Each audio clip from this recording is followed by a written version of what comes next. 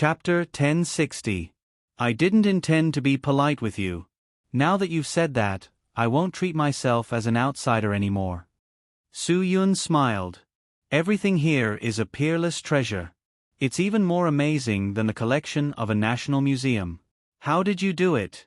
Where did you get all these things? Su Yun, I'm afraid I don't have to answer this question. Bai Xiaoye sneered. I was polite to you before because Ma San'er is attached to you. Now, you're worthless to me. I'm standing here talking to you because of Ma San'er. If you still don't know how to appreciate my kindness, then don't blame me for being impolite. As she spoke, Bai Xiaoye released all of her suppressed aura.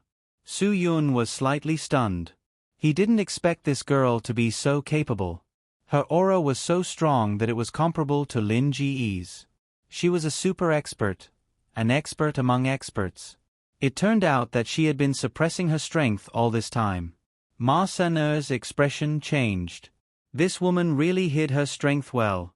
His weak martial arts were not worth mentioning in front of her. Fortunately, he brought Su Yun here. Otherwise, he wouldn't even know how he died. Miss Bai, we have no enmity between us. Fighting is not the way to treat a guest. A guest has to follow the rules of a guest, Bai Xiaoye said. If Su Yun followed the rules of a guest, I would naturally treat him with respect. But since he didn't follow the rules first, then don't blame me for being impolite. The rules of the Blue Seal Association are the rules of the Blue Seal Club. If any Tom, Dick, or Harry can behave atrociously here, then people will think that I, Bai Xiaoye, am a pushover in the future. Su Yun had also been controlling his own aura all this time. This was something any super expert could do, not to mention Su Yun was already a powerful expert in the Grandmaster realm. His control over his aura was even more skillful. Even when Bai Xiaoye released her murderous aura, Su Yun still faced it calmly. I didn't expect Miss Bai to be an expert. Su Yun still maintained a smile on his face. But I'm afraid that's not enough to threaten me. If you don't make things clear today, then don't blame me for being the first person to break the rules of your Blue Seal Club. What arrogance! Bai Xiaoye scolded. This Su Yun really didn't know his place. Daring to say such words in the Blue Seal Society was simply courting death. If you really don't want to leave this place alive, then I'll fulfill your wish. Su Yun raised his eyebrows provocatively. If you have the confidence, then go ahead and try.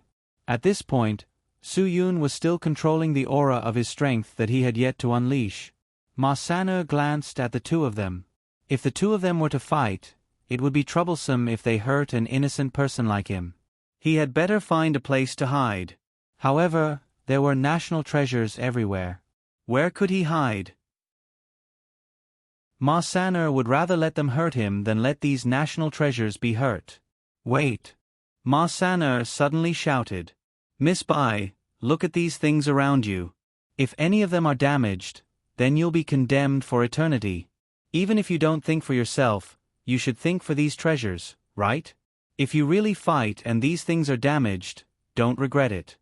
Bai Xiaoye sneered confidently. Humph, I'm afraid he doesn't have the ability to fight back. He doesn't know the immensity of heaven and earth. Su Yun was provoked by Bai Xiaoye's mocking tone, but he didn't get angry. Ma San'er, don't worry. I know how big of a mistake it is to damage these things. Bai Xiaoye's strength isn't enough for me to take action. What did you say? Bai Xiaoye was enraged. She didn't feel any strength from Su Yun at all. In her eyes, Su Yun was just an ordinary person. An ordinary person dared to say that a super expert like her wasn't enough for him to take action? Was this a joke? Bai Xiaoye glared at Su Yun coldly. Frog at the bottom of a well. Just as she finished speaking, her aura condensed, and a boundless killing intent gathered. Su Yun's words seemed to have angered Bai Xiaoye. She didn't want to leave anyone alive. At the same time, a huge pressure suddenly erupted from Su Yun's body. The pressure that exceeded level 5 was like a gust of wind, and Bai Xiaoye, who was about to attack, was caught off guard. Someone who could use aura to pressure an expert had to be someone who had broken through the Grandmaster realm. Only those who were at least at the 4th level of the Grandmaster realm or even higher would be able to do that. Bai Xiaoye was completely shocked. The phrase, frog at the bottom of the well, sounded a little sarcastic. Compared to Su Yun, she was the frog at the bottom of the well right now. The biting cold aura made it hard for Bai Xiaoye to breathe. Although Su Yun had the ability to control his aura, it still affected Ma San'er. Ma San'er squatted on the ground and didn't even dare to breathe, let alone make a sound. If Su Yun didn't control his aura and force it on Bai Xiaoye, Ma San'er would have fainted from the pressure. Bai Xiaoye finally yielded under Su Yun's powerful aura. All of her aura retreated back into her body under Su Yun's powerful aura. Well done, Su Yun. Suddenly, a woman's voice came from the horizon. Su Yun frowned and quickly withdrew the pressure he was exerting on Bai Xiaoye. Bai Xiaoye could finally breathe. Su Yun didn't do anything just now, but she was already shocked to her core. The huge difference in strength between them made Bai Xiaoye realize that this man was someone she couldn't afford to offend. However, Bai Xiaoye would never yield to Su Yun because of this. There was always someone stronger. Although Su Yun was strong, he was still not her master's match. Who is it? Su Yun couldn't determine the person's location from the voice. Just this point alone was enough for Su Yun to be cautious. At least the other party's strength wasn't below his. Otherwise, he wouldn't be unable to tell where the other party was. Bai Xiaoye heaved a sigh of relief. Fortunately, her master was here. Otherwise, she really didn't know what to do. When Su Yun's aura dissipated, Ma San'er also heaved a sigh of relief. He didn't want to experience what happened just now again. If it happened again, he might really lose control of his bladder. Although it wasn't a big deal, it was too embarrassing. If word got out, he, Ma San'er, would lose face. Not to mention, there was a beauty like Bai Xiaoye present. The voice that seemed to come from the horizon disappeared in an instant. Just as Su Yun calmed down and was about to search for the aura, he was shocked and turned to look at the door. A figure that appeared out of nowhere made Su Yun's heart skip a beat. He hadn't felt this in a long time. This woman who suddenly appeared didn't conceal her powerful aura at all. Su Yun didn't even need to compare to her to admit defeat. This aura was far stronger than his. Even Captain Wan Guangxiao wouldn't have a chance to resist in front of her. Su Yun had never seen this kind of aura before. Although he had interacted with Huang Fu Gua, who was in the profound sky realm, Huang Fu Gua's aura was completely invisible. Therefore, Su Yun didn't have the chance to feel the supreme aura of a profound sky realm expert. Chapter 1061. Previously, Su Yun had called Bai Xiaoye a frog at the bottom of a well. Now, Su Yun felt that he had returned to his position. There were very few profound sky realm experts in this world. They were godlike experts. There were only 3 profound sky realm experts mentioned in the underground world. They were the 3 sovereigns. Su Yun had already met one of the 3 sovereigns, Huang Fu Gua. That old man, who had already washed his hands of worldly affairs, truly wanted to leave the underground world.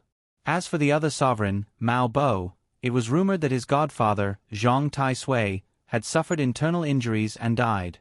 The woman standing in front of Su Yun now had a terrifying aura. She was so powerful that he didn't dare to estimate her strength. She was probably Zhua Langyue, the empress of the 3 sovereigns. However, Su Yun didn't dare to believe that the woman in front of him was Zhua Langyue. Zhua Langyue had been famous for nearly 20 years. Su Yun felt that she should be at least 40 or 50 years old, right? The woman in front of him looked like she wasn't even 30 years old. She gave off the feeling of a young married woman. Her temperament wasn't any weaker than Bai Xiaoye, who was 10 years younger than her. Moreover, her appearance was so stunning that it wasn't an exaggeration to say that she was devastatingly beautiful. This woman was definitely one of the most elegant women Su Yun had ever seen. If she were to be compared to Sister Shuang and the others, she was more mature. However, her appearance, figure, skin, and temperament weren't inferior to any of them. She was definitely one of the best in the world. Master! Bai Xiaoye called out respectfully. The respect she had for this woman came from the bottom of her heart. Su Yun, Captain Yen Long of the Dragon Fury team under Wan Guangxiao of the Dragon Brigade. Am I right? The woman with terrifying strength smiled and asked Su Yun. Su Yun was completely shocked. How did you know? If the other party was Empress Zhuo Langyue, why would she care about a nobody like him? These were all questions that Su Yun couldn't figure out. However, facing this woman's powerful aura, Su Yun really didn't know how to forcefully question her. Too big of a gap in strength would bring about an invisible psychological pressure, which was unavoidable for anyone. Even if Su Yun had no fear in his heart, there was still an invisible reverence in the depths of his heart. This was something that could not be avoided. You're really curious. Haven't you heard of the saying, the more you know, the less safe you'll be? But, it seems like you know a lot of things as well, Su Yun replied with a question. Everyone is different. Ha ha ha ha, little brat, you're exactly the same as a certain someone. How dare you ask me such a question? Aren't you afraid that I'll fall out with you? Su Yun didn't avoid her questioning eyes. You are? Zhuo Langyue? Little brat. At your age, you should call me Aunt Zhuo. That's right. This woman who had such a powerful aura that even Su Yun didn't dare to act rashly was the only woman among the 3 emperors in the legends. She was called Empress Zhuo Langyue by the people in the underground world. What the heck? Ma Saner's expression was definitely more shocked than when he first saw the golden jade dress. Empress Zhuo Langyue. There were too many rumors about her in the underground world, but those who had actually seen her were probably as rare as phoenix feathers and unicorn horns. It was unknown who said that all men who had seen Empress Zhuo Langyue would end up dead, and all women would become her subordinates. Ma Saner thought about those women he saw just now. They probably weren't ordinary ladies, but Zhuo Langyue's subordinates. Oh my god! Luckily Su Yun came along. Otherwise, if Ma Saner touched Empress Zhuo Langyue's women, he would probably die without a burial ground. Auntie Zhuo, she thought. That's right. However, Zhuo Langyue looked too young. She was so young that Su Yun couldn't bring himself to call her that. Ma Saner immediately flattered. Aunt Zhuo, I, Ma Saner, have long heard of your great name. After meeting you today, you are indeed extraordinary. You are a magnanimous person. Please forgive us for our wrongdoings. We definitely wouldn't dare to be disrespectful to you. Zhuo Langyue smiled faintly and said to Ma Saner, you don't have to be so polite. You helped me verify the authenticity of this golden jade dress, so I should be the one thanking you. Do you have anything you like in here? You can choose them yourself. I can give them to you as a thank you gift. Which one of the items in here wasn't a rare treasure that was worth hundreds of millions of yuan? When Ma Saner heard this, his eyes widened. Aunt Zhuo was too generous. Even if Ma Saner had to call her aunt, he would be willing to do so. Just when Ma Saner couldn't resist this temptation, Su Yun looked over with a piercingly cold gaze. Ma Saner instantly calmed down and shook his head like a rattledrum. No, no, no. Ma Saner is Ma Saner's honor to be able to do something for Aunt Zhuo. How can I have the nerve to ask for a thank you gift? I have already been rude by not bringing anything to see you. When Ma Saner's mouth was sweet, it was really unbearable. Zhuo Langyue was amused by Ma Saner's words and laughed beautifully. Su Yun couldn't see through this stunning woman whose age couldn't be determined. After laughing, Zhuo Langyue said indifferently, Goxing in the south, Ma Saner in the north. Previously, I went to look for Lu Goxing and he told me that this golden jade dress was definitely authentic. I asked him to pick anything as a thank you gift. I didn't expect him to want my favorite painting, Rich Autumn Mountain Residence. Moreover, he wanted my Xiaoye to be his wife. Ma Saner's mouth was wide open. This Lu Goxing was too picky, right? That painting of Rich Autumn Mountain Residence was definitely priceless. He even wanted to bring back such a beautiful wife like Bai Xiaoye. TSK, TSK, TSK. What an exorbitant demand. If Ma Saner had a choice, he would choose either of the two. Wait a minute. Ma Saner was startled. Since Lu Gosheng wanted the painting of rich autumn mountain residents and Bai Xiaoye, why was Bai Xiaoye present and why was the painting of rich autumn mountain residents hung on the wall? I felt that he was too greedy, so I taught him a lesson. Although Zhuo Langyue was joking, Ma San'er couldn't laugh. Zhuo Langyue spoke as if she was talking about a very ordinary matter. I chopped off his insatiable right hand that could take out any antique and sent him back to Jiangnan. From now on, there will only be you, Ma San'er, in the north in this business. Gosheng in the south will no longer need to rely on this business for a living. Thump, thump, thump. Ma San'er's heart was beating very fast. If he, Ma San'er, was really greedy and asked for something, would his nose be dug out as well? Just thinking about it made him sweat profusely. Ma San'er wasn't sure if Zhuo Langyue was a cultured and refined person or a vicious person. However, Su Yun's thoughts had already flown elsewhere. Because a few days ago, when he went to see Chu Zigua unintentionally said that only Zhuo Langyue knew the whereabouts of his father. And now, Zhuo Langyue could easily see through Su Yun's identity. It seemed like Chu Zigua's words were not groundless. Chapter 1062. Auntie Zhuo is wise and powerful. You should teach that greedy guy Dog Lu a good lesson. Ma San'er flattered. If I were here, I would definitely give him 2 more slaps. It's Dog Lu's good fortune to work for Auntie Zhuo. How dare he put forward a condition? How dare he? Dog Lu's experience was absolutely miserable. He relied on his right hand to make a living. Zhuo Langyue was really ruthless. She directly cut off Dog Lu's remaining way of living. However, speaking of which, this pitiful person must have some hateful aspects. This saying was not false at all. In the beginning, Ma San'er felt a little pity. After all, Dog Lu was as famous as him. They more or less sympathized with each other. But when he thought carefully about what Dog Lu had done, he really deserved to be chopped off by Zhuo Langyue. Dog Lu's real name was Lu Gosheng.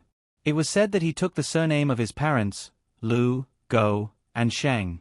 But this homonym was changed to Dog Lu. Over time, people got used to calling him Dog Lu. Lu Gosheng didn't care about how people addressed him. Even if others called him Lu Gosheng, he would just treat it as Lu Gosheng. He was different from Ma San'er. As the 2 most proficient people in the antique business in the underground world, they naturally made a lot of money. Most of the money Ma San'er made was meaningful.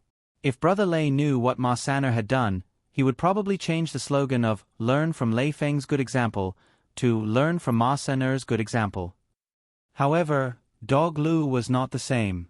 He spent all the money he earned on eating, drinking, gambling, and drugs. When it came to eating, there was nothing in the world that Dog Lu had not tasted before, be it flying in the sky, running on the ground, or swimming in the sea. When it came to drinking, he didn't care about any famous wine, water, or camel's milk. He was even more extravagant and directly looked for young women who were breastfeeding at a high price. He drank the freshest milk every day when he woke up in the morning and before he went to bed. Speaking of whoring, Dog Lu was even more incredible. He was already sick of Guangshen's Dongguan. Star Wars trapeze was nothing new to him. Japan's Osaka, South Korea's Seoul, Thailand's Bangkok, and other places were his choice for whoring. As for gambling, that Lu Gosheng was even more reckless. After so many years, and with his reputation, the amount of money he earned had probably already broken into the 9 digits. However, his reckless gambling caused his pockets to always be filled with jingling sounds. Drugs were even worse. Not only was he addicted to it, but he would also drag others into it with him, especially some underage girls. Many of them were harmed by him. Zhuo Langyue didn't think it was too much of a punishment to chop off his hand for what he had done. The money he earned from this hand not only harmed himself, but also harmed too many materialistic girls. Now that he ended up like this, it could be said that he deserved it. It was retribution for his crimes. Su Yun, if a person doesn't have a sweet mouth in society, it will be very difficult for him to gain a foothold. Zhuo Langyue said, "Look at Ma San'er. He keeps calling me Auntie Zhuo. I'm so happy to hear him call me Auntie Zhuo. Even if I wanted to get angry, I couldn't. What do you think? It's not that I don't have a sweet mouth, but you look so young. I really can't call you Auntie Zwa. Su Yun said, if you don't mind, it's easier for me to call you Sister Yu. Zwa Lengyue was startled at first. Then, she couldn't hold back the joy in her heart and couldn't stop giggling. Bai Xiaoye's eyes almost popped out of their sockets. Was Su Yun drugging her? What did he say to make her master so happy? She, Bai Xiaoye, had followed her master for so many years, but she had never seen her master laugh so easily. I'm wrong, I'm really wrong. Zwa Langyue said repeatedly, I didn't expect you to not only have a sweet mouth, but also the sweetest mouth I've ever seen. Call me Sister Yu? Sure, if you really think I'm so young, of course I won't mind. By the way, am I really as young as you said? Su Yun opened his mouth wide and was stunned for a long time. Probably all the young people who met Zwa Langyue were in awe of her and would respectfully call her Auntie Zwa. No one dared to call her an equal. Therefore, Zwa Langyue was overjoyed to hear Su Yun's unruly words. It had been too many years since a young man called her Sister Yu. No matter how powerful Zwa Langyue was, she couldn't escape the fate of being a woman. There was no woman who didn't care about her age and appearance. No matter how extraordinary a woman was, she couldn't escape from this convention. Ma Saner's admiration for Su Yun was like a torrential river. Why didn't he have the guts to call her Sister Yu? If he had known that calling her Sister Yu could make her so happy, he wouldn't have to be on tenterhooks and flatter her. Sister Yu, can I tell you the truth? Su Yun asked. Zwa Langyue raised her eyebrows. Of course you have to tell me the truth. If I didn't know Sister Yu's identity, I would even call you Sister Yu. Su Yun's words were more or less to please Zwa Langyue. Although Zwa Langyue looked young, she definitely wouldn't give people the impression that she was younger than 25 years old.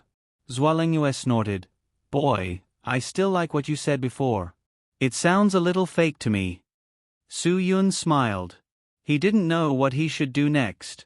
Originally, he planned to take away all these national treasures. Things that originally belonged to the country should be returned. But now, the other party was Zwa Langyue. Even if Su Yun had great ability, it was impossible for him to take these things away from Zwa Langyue. One must know that even if he summoned Wan Guangxiao, he probably wouldn't be Zwa Langyue's opponent. This woman was called Empress, and it wasn't a casual title. Among the three sovereigns, Zwa Langyue was the strongest and most terrifying. That was why she was called Empress. In the legends of the underground world, no one could possibly defeat her. Zwa Langyue seemed to have seen through Su Yun's thoughts. What? Are you interested in my collection? Boy, I know what you're thinking and what you want to do. But before you do something, you'd better weigh your own weight and do what you can. If you try to be brave, you'll be the one to suffer and get hurt. Su Yun smiled. Zwa Langyue's words were quite reasonable. Su Yun was just a little frog in a well. After seeing the powerful aura of a sky-profound realm expert, he didn't even consider the matter of snatching. That was absolutely courting death. Sister Yu, this collection must be your many years of hard work. Su Yun said, these national treasures, how did you get them? Is this an interrogation? Su Yun shook his head. No, just treat it as a chat. There are too many people in the world who want to ask me to do something. And those who can find me and have the opportunity to beg me are not simple people. Zwa Langyue said, if they don't have something good in their hands that can move me, do you think I'll be so easy to talk to?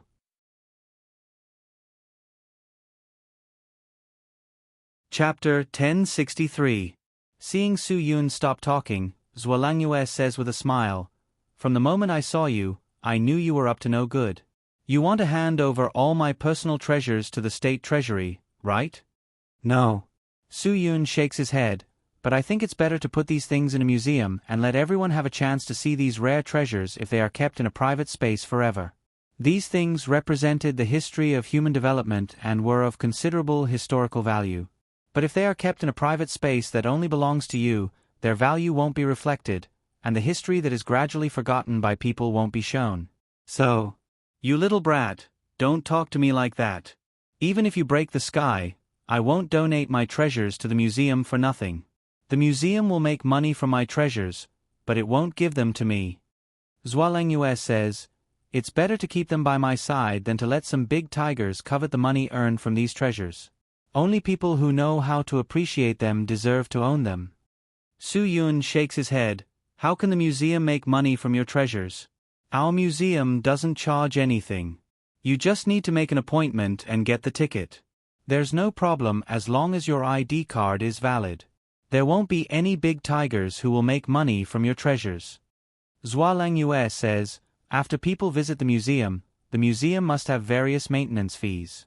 Does the state have to pay for these fees? It's just a visit. What's there to maintain? What I'm talking about is not as simple as the ticket fee.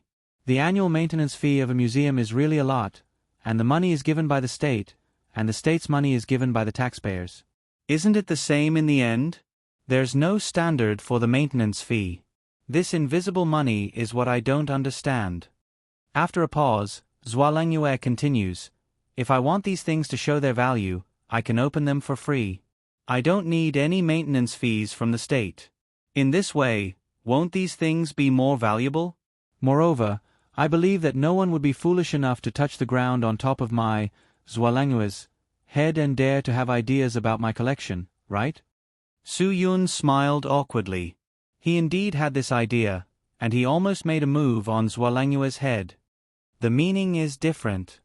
Su Yun said, Sister Yu, actually, there aren't that many hidden secrets. The cost of maintaining the museum was normal.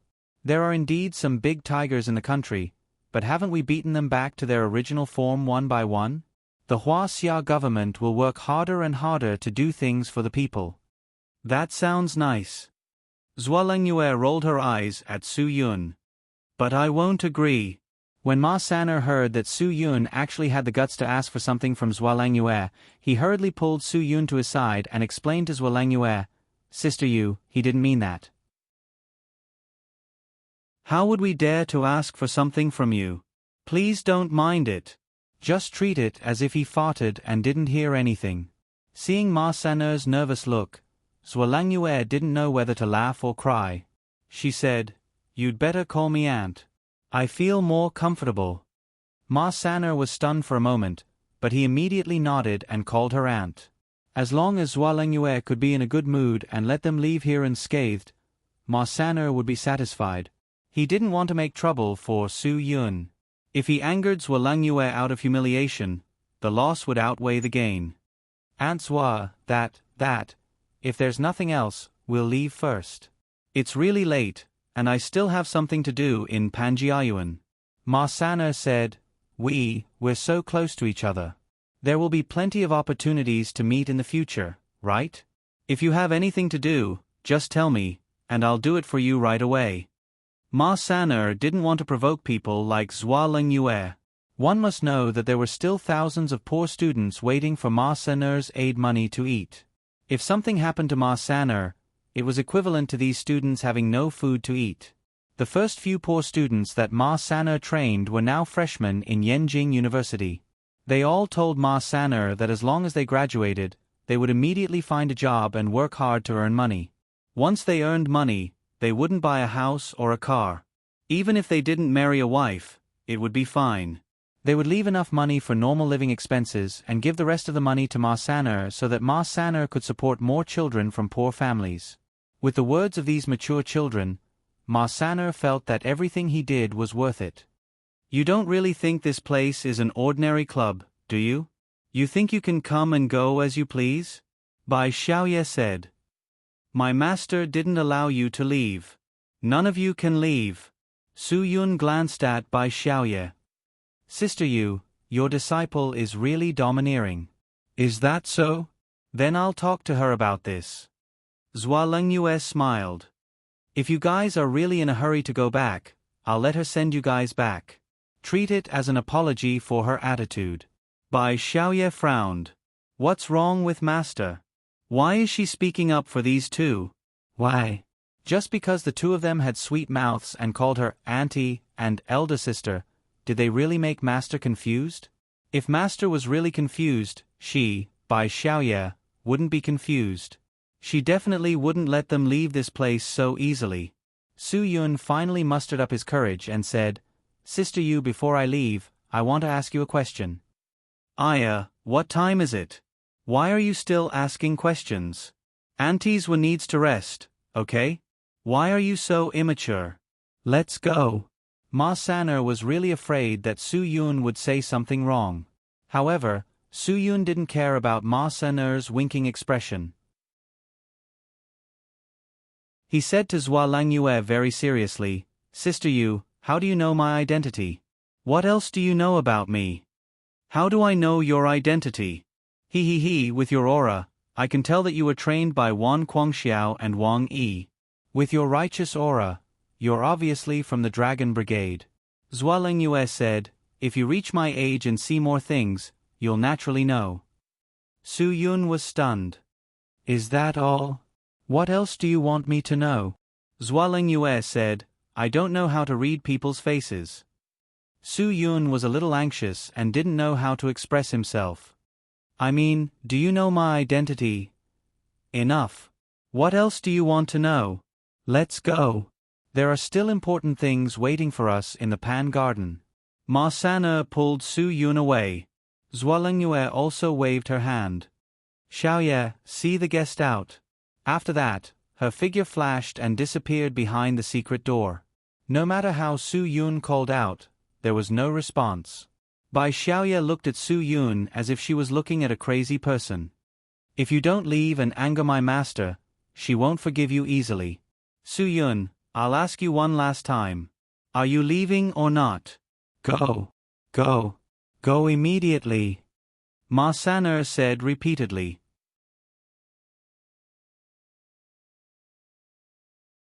Chapter 1064. Even though Bai Xiaoye was extremely unwilling, she still had to listen to her master and obediently send these two fellows back to Yanjing's Panjies. And this mysterious Blue Seal Club slowly disappeared from Su Yun's sight. Even now, Su Yun still felt that such an otherworldly palace-like place was a little exaggerated. Damn. Aren't you a little too unreliable? Su Yun, don't tell me you don't know who Zhua Langyue is? If you really don't want to live anymore, then don't drag me down with you. Ma Saner was still in a state of shock. Fortunately, the Blue Seal Club had already disappeared from his sight. She is the Empress. We simply escaped from death. Ma Saner wasn't afraid that Bai Xiaoye would be angry. After all, he was indirectly praising Zhua Langyue and believed that Bai Xiaoye wouldn't fall out with him because of this. Su Yun naturally knew that she was the Empress. Even if she didn't say anything, he could tell from her strength. She was hailed as the strongest woman, no, the strongest person in the underground world. It was easy for her to leave a shocking impression on others. Ma Saner wasn't the only one who felt a lingering fear. Su Yun also felt the same. Empress Zhua Langyue's aura wasn't something that an ordinary person could withstand. Even when she was in a good mood, she could still make an expert like Su Yun feel pressured. It was hard to imagine what it would feel like to anger her and burst forth with an aura that could cause waves to surge to the sky. Let me tell you, don't play dumb again. We have already seen this place, but don't you dare have any ideas. Ma Saner understood Su Yun quite well.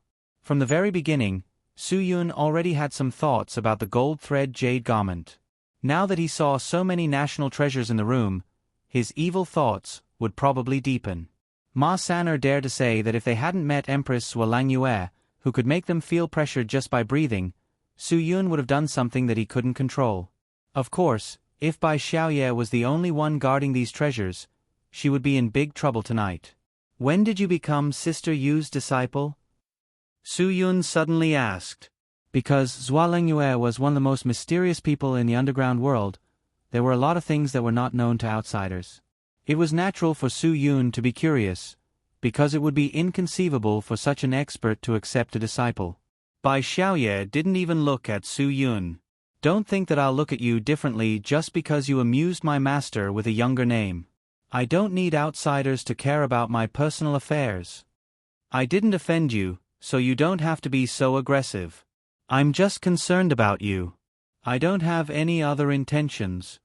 Su Yun shrugged helplessly. Bai Xiaoye really wasn't a good-tempered person. I'm not worthy for an expert like you to care about me. Humph, you've really hidden yourself well. I still foolishly thought that I was powerful, but it turns out that I was just a joke to you. Bai Xiaoye was still holding back her anger because Su Yun's disguise was too tight. She couldn't see through him at all. Now, in Bai Xiaoye's eyes, Su Yun was a super two-faced and shrewd person. He was definitely someone that she couldn't befriend. She might even help him count the money after being betrayed by him. You don't have to mind it so much. It's all in the past. Su Yun. He felt that the real reason why Bai Xiaoye was angry wasn't because of this. It was because her master, Zhua Langyue, definitely knew about Su Yun's identity, but didn't tell her. That was what Bai Xiaoye couldn't accept. That night at the Pan Garden, Bai Xiaoye's purpose wasn't just to show off the golden jade dress, but also to collect information about people. Everyone present that night was recorded in the video. Therefore, her master, Zhua Langyue, already knew that the person beside Ma San'er wasn't a simple person, but didn't tell her. This was what made Bai Xiaoye feel embarrassed. You think it's all in the past? Who do you think you are? Bai Xiaoye said with disdain. You can coax my master, but that doesn't mean you can coax me. That's not necessarily true. Ma San'er said, as long as a man's mouth is sweet enough, he can get any woman. Bai Xiaoye rolled her eyes and glared at Su Yun. Stop talking nonsense. Do you believe that I won't throw you out of the car right now? Ma San'er was puzzled. Could it be because of her charisma?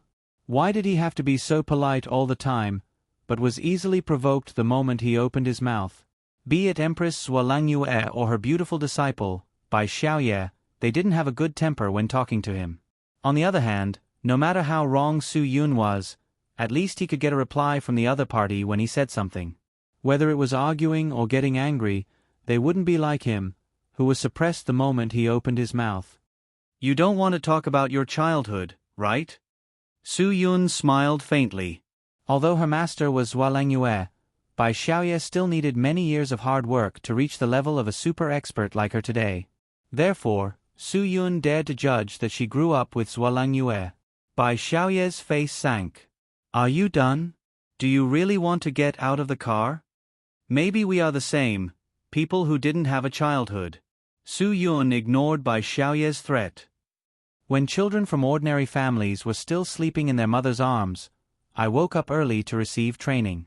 Even adults couldn't endure the limits of the human body, but I started to endure them when I was 4 years old. When children from ordinary families still needed their parents to bring them to the supermarket to buy snacks and daily necessities, I was thrown into a primitive forest alone to undergo wilderness survival training. Children from ordinary families have parents to accompany them every day and can throw a tantrum. However, I don't know the concept of parents. Su Yun's words touched Bai Xiaoye's heart, and her eyes turned slightly red.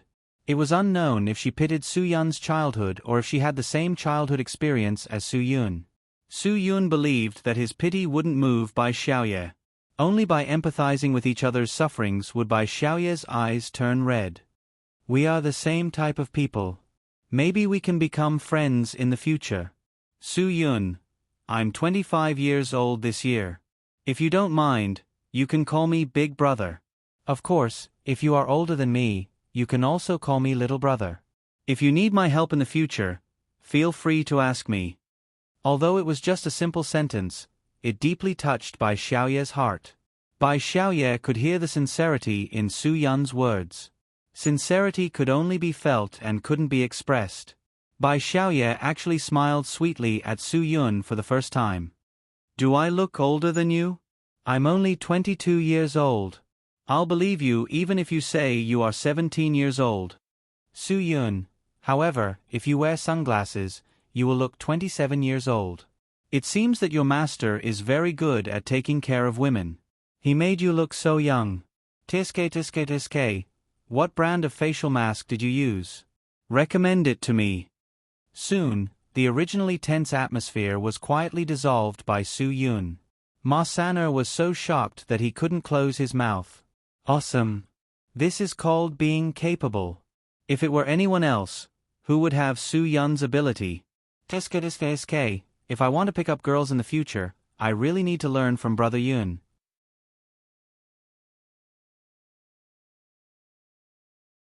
Chapter 1065. After a night of torment, it was already midnight when they returned to Panjiayuan. Ma Saner couldn't stop yawning. He woke up too early this morning, and Su Yun and Lin Ge woke him up before he even woke up.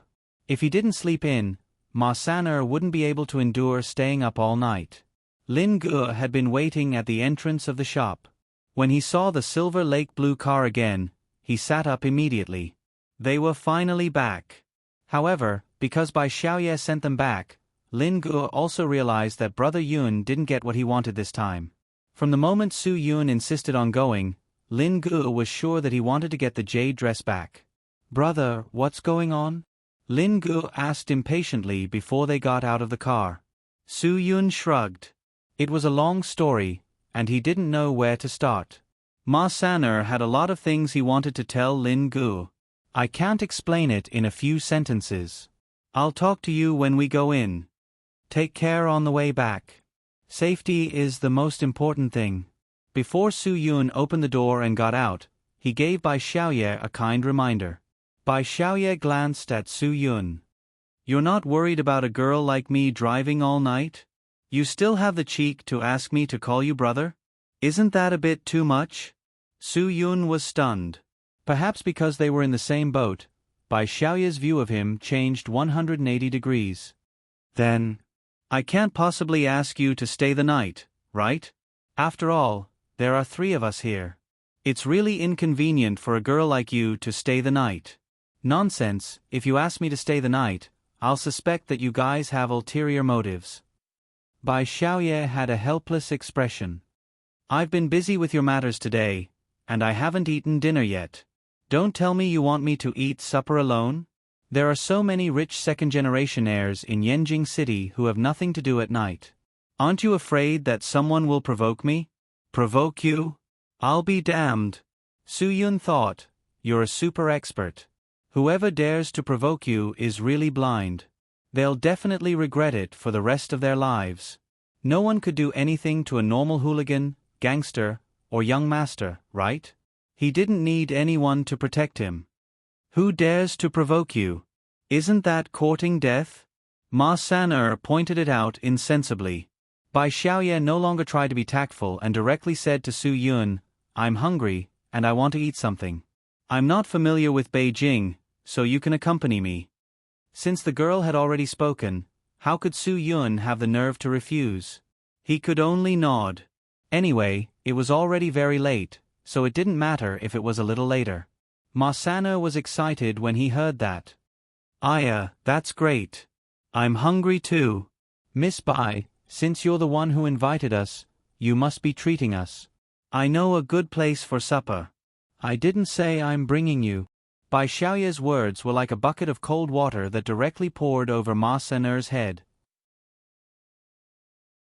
Ma Saner's stomach had only just growled twice before it withered. Lin Ge pointed at himself. "Then, I guess I'm not going to have anything to do with you, right?" You're very self-aware." Bai Xiaoye nodded. She only wanted Su Yun to accompany her to eat. The reason was very simple. It was because Su Yun was the same type of person as her. Both of them didn't have a childhood, and their childhood memories were constantly being tempered. Therefore, she believed that she should have something to talk about with Su Yun. As for Ma Saner and Lin Ge, Bai Xiaoye obviously didn't want to know more about them. The human mind was very subtle. In that moment in the car, Su Yun's simple words made Bai Xiaoye see him in a new light. "TSK, TSK, TSK. Ma Saner shook his head gloomily as he sang Brother Xiaochun's song. However, he changed the lyrics slightly. "I don't have that kind of fate. She has no reason to invite me. Heroes and beauties don't belong in the same country. It's all Brother Yun's fault for being too handsome. Brother Yun's too nice. Don't be silly. Don't talk about supper. I have to eat my fill in the future. I don't have that kind of fate. It's not my turn to eat supper. Bai Xiaoye wasn't in the mood to listen to Ma San'er's self-admiring ballad. She said to Su Yun, "Are you going or not? Tell me." "Let's go." Su Yun nodded. He also wanted to know more about Bai Xiaoye and Zhuo Langyue.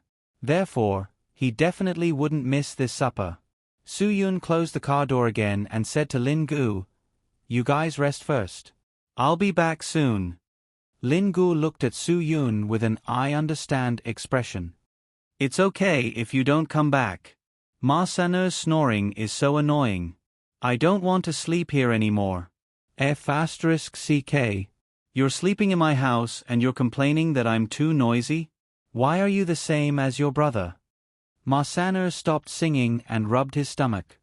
"Since Miss Bai isn't bringing us supper, you can treat me to supper. Take it as repayment for giving you a place to stay. If you're living under someone else's roof, you should act like one. I'll treat you to supper tonight. With your lousy conditions, I still want to act like I'm living under someone else's roof? Dream on.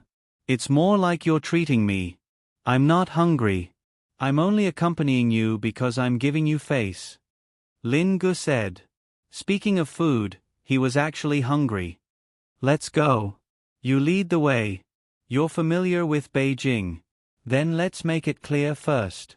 It's my treat. You have to pay the bill.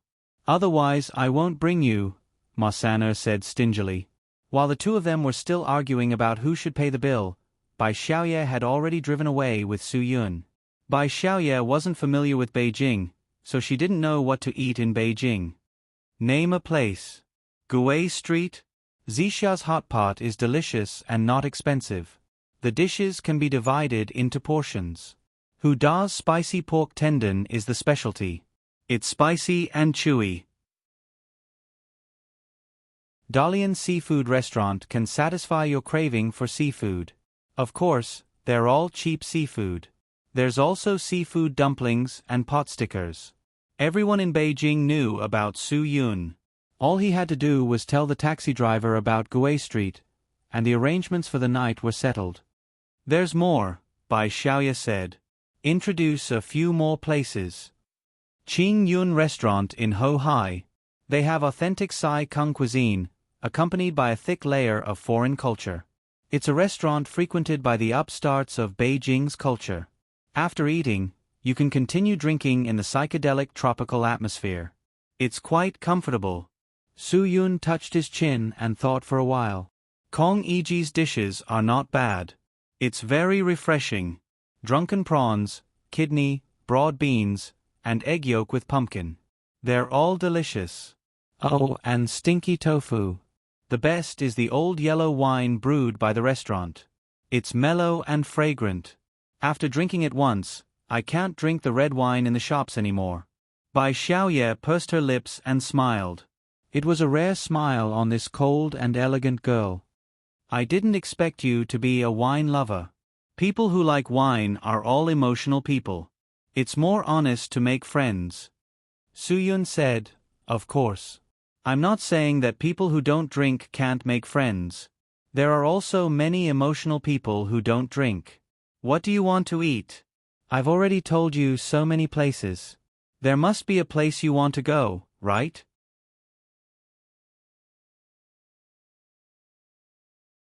Chapter 1066.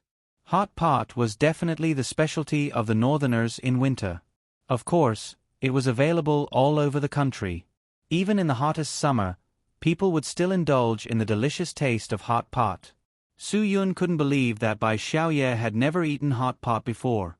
When she saw the charcoal being put into the stove, her eyes widened in surprise. "Who invented this? It's so creative. Although I haven't eaten hot pot before, I've seen it before. Aren't they all induction cookers? This is a copper pot that looks like a wizard's hat. How creative. This is Yenjing hot pot. It's unique, right? I'll let you try it today. The taste is definitely different from induction cookers." Su Yun, take the instant boiled mutton for example. A 20-kilogram mutton can only be used for 6 to 7 kilograms of meat. Every kilogram of mutton has to be cut into at least 120 slices, and the thickness is less than 1 millimeter to ensure the freshness and smoothness of the meat. If the mutton isn't cut thin enough, it won't have that fresh and delicious texture. Do you see these? Sesame paste, sesame oil, braised prawn oil, soy sauce, chili oil, chives, coriander, cooking wine, and tofu curd. You can't do without any of them. Bai Xiaoye had seen it for herself. No wonder people said that huaxia was on the tip of the tongue. They were full of delicacies when it came to food. Putting aside the people from Guangshan who dared to stuff anything into their mouths, even the people from Yanjing were so particular about hot pot. Compared to America's hamburgers, huaxia's traditional dishes were the real delicacies. She really didn't understand why young people nowadays like to eat pizza and hamburgers. What was so good about them? It wouldn't cost much to have a proper Yanjing hot pot. It was much better than eating those fried junk food. Bai Xiaoye drove, so she didn't drink. Su Yun also didn't have any intention of drinking. He asked for a bottle of sorghum wine as a form of rinsing his mouth. Eating hot pot was still the main point. Su Yun picked up the mutton and dipped it in the boiling soup. Then, he immediately put it on Bai Xiaoye's plate. Try it and see if it's fresh and tender enough. The essence of hot pot was dipping. If the mutton was boiled, it would not be eaten at all. Once the mutton was overcooked, it would not taste good. Bai Xiaoye got addicted after one bite. It was really delicious. How is it? You can't eat it normally, right? Su Yun asked. Bai Xiaoye shook her head. Master is very particular about health and won't let me eat these things. Let me tell you, if Master knew that I secretly ate hot pot with you, he would definitely scold me. Health. Su Yun was suddenly enlightened. No wonder Bai Xiaoye's skin looked so young and tender, and no wonders Lang Yue looked like a 27 or 28-year-old woman. It was all due to her good health. If Su Yun guessed correctly, even Chu Zigua knew Lang Yue. She was also friends with his father, so she must be quite old. Nourishing one's health really wasn't a word that could be used to fool people. Su Yun was curious. What do you guys eat for your health? Medicinal cuisine? What's medicinal cuisine? Bai Xiaoye was stunned and shook her head. Master and I eat lettuce every day, boiled potatoes, boiled tofu, boiled vegetables, boiled cabbage, boiled eggs. Su Yun was speechless. In other words, you guys eat all kinds of tasteless things that are boiled in water all year round? Yes, Master said that eating oil and salt is not good for health. Although Bai Xiaoye said that, she kept eating the mutton with relish. Su Yun swore that even if he brought her to eat a plate of sour and spicy shredded potatoes tonight, she would still think that it was a delicacy. No one could stand eating boiled food every day. What was the point of nourishing one's health? If eating these things could nourish one's health, make one young, and live for another 100 years, then eating these things would make one young and live for another 100 years. But for the extra 100 years of life, he would still have to eat plain boiled vegetables. If he had to eat plain boiled vegetables for another 100 years, he might as well not live. In any case, Su Yun definitely wouldn't accept this way of nourishing one's health. However, he had to admit that this way of nourishing one's health was the real way of nourishing one's health. Don't tell me you grew up eating boiled vegetables? Su Yun asked. Yes. Bai Xiaoye nodded. How pitiful. Su Yun sighed. He suddenly realized that his life was still very good. At least, he still had soy sauce beef and braised pork ribs to eat during his childhood in the Dragon Brigade. Occasionally, the chef would even change his diet and make seafood soup. When did you start following your master? Su Yun asked as he scooped some boiled vegetables from the hot pot for Bai Xiaoye. Bai Xiaoye thought for a while. I should have been with master since I could remember. 2 years old. 3 years old. Maybe 4 years old. I really can't remember. Master never mentioned it to me. How did she take you in? Su Yun's curiosity was completely aroused. I don't know. Bai Xiaoye shook her head. My master never told me about me. If I asked, she would definitely ignore me or even throw a tantrum. Therefore, I didn't dare to ask after a long time. Therefore, I only remember what happened after I could remember. I received all kinds of training.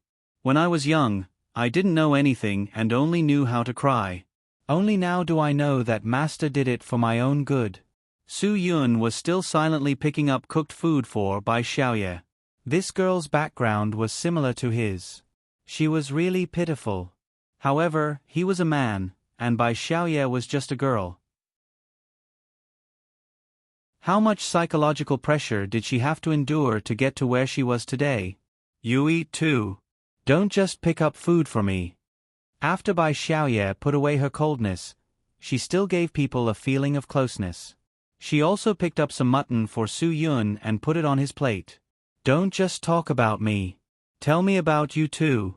What about you? How did you enter the Divine Dragon Brigade? You are also an orphan? Su Yun nodded and then shook his head. I can't be considered an orphan.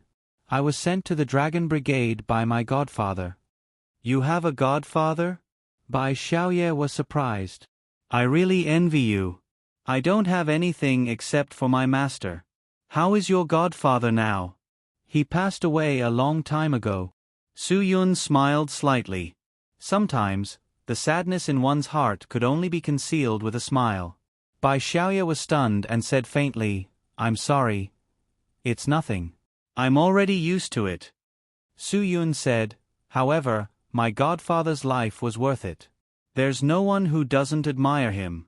Even my Shizuan and our corps have to call him Zhang Taisui. The glory of the old man's life was worth it. Zhang Taisui? Bai Xiaoye's mouth opened even wider. Your godfather is Taisui, Zhang Jiaji? Su Yun nodded. You've heard of him at such a young age? I've more than heard of him. Bai Xiaoye put down her chopsticks excitedly. My master even took me to Zhang Taisui's tombstone to pay my respects to him. My master was very respectful to Zhang Taisui, really. I won't lie to you.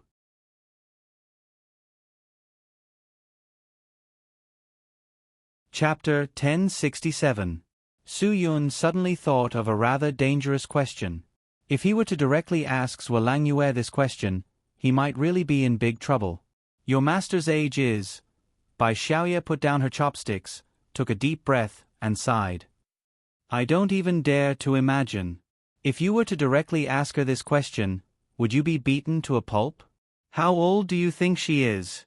That's how old she is. She can't be only 27 or 28 years old. The Empress has been famous for so many years.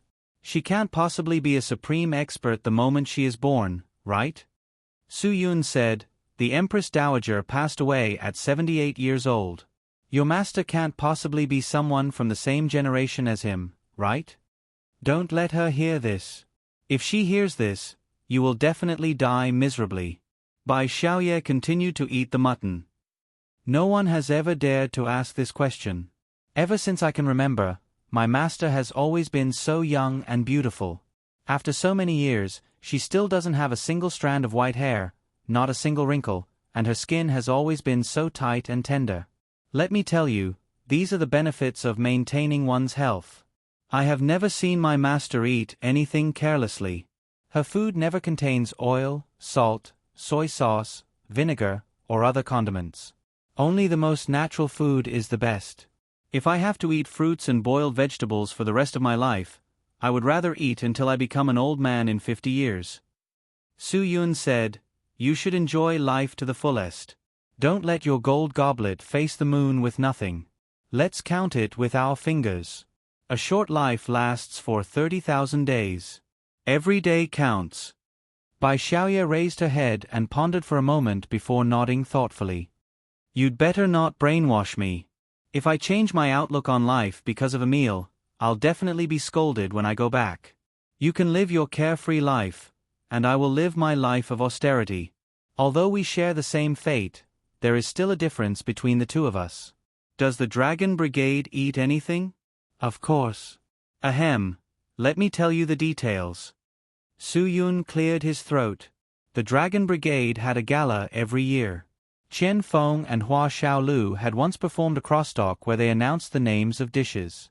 Su Yun had listened to them rehearse many times, so he picked it up.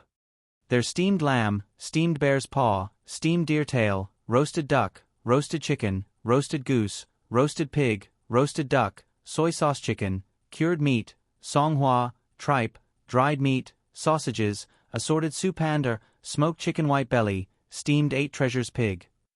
Do you think I haven't heard crosstalk before? Who are you trying to fool? Bai Xiaoye was amused by Su Yun's words. If I don't look at him with prejudice, he's not bad at all. Su Yun laughed heartily. Although it's a bit outrageous to say that I'm reporting a menu, it's still quite a sumptuous meal. The amount of training he did every day was too much, and it consumed too much energy. If I don't replenish myself properly, I won't be able to hold on.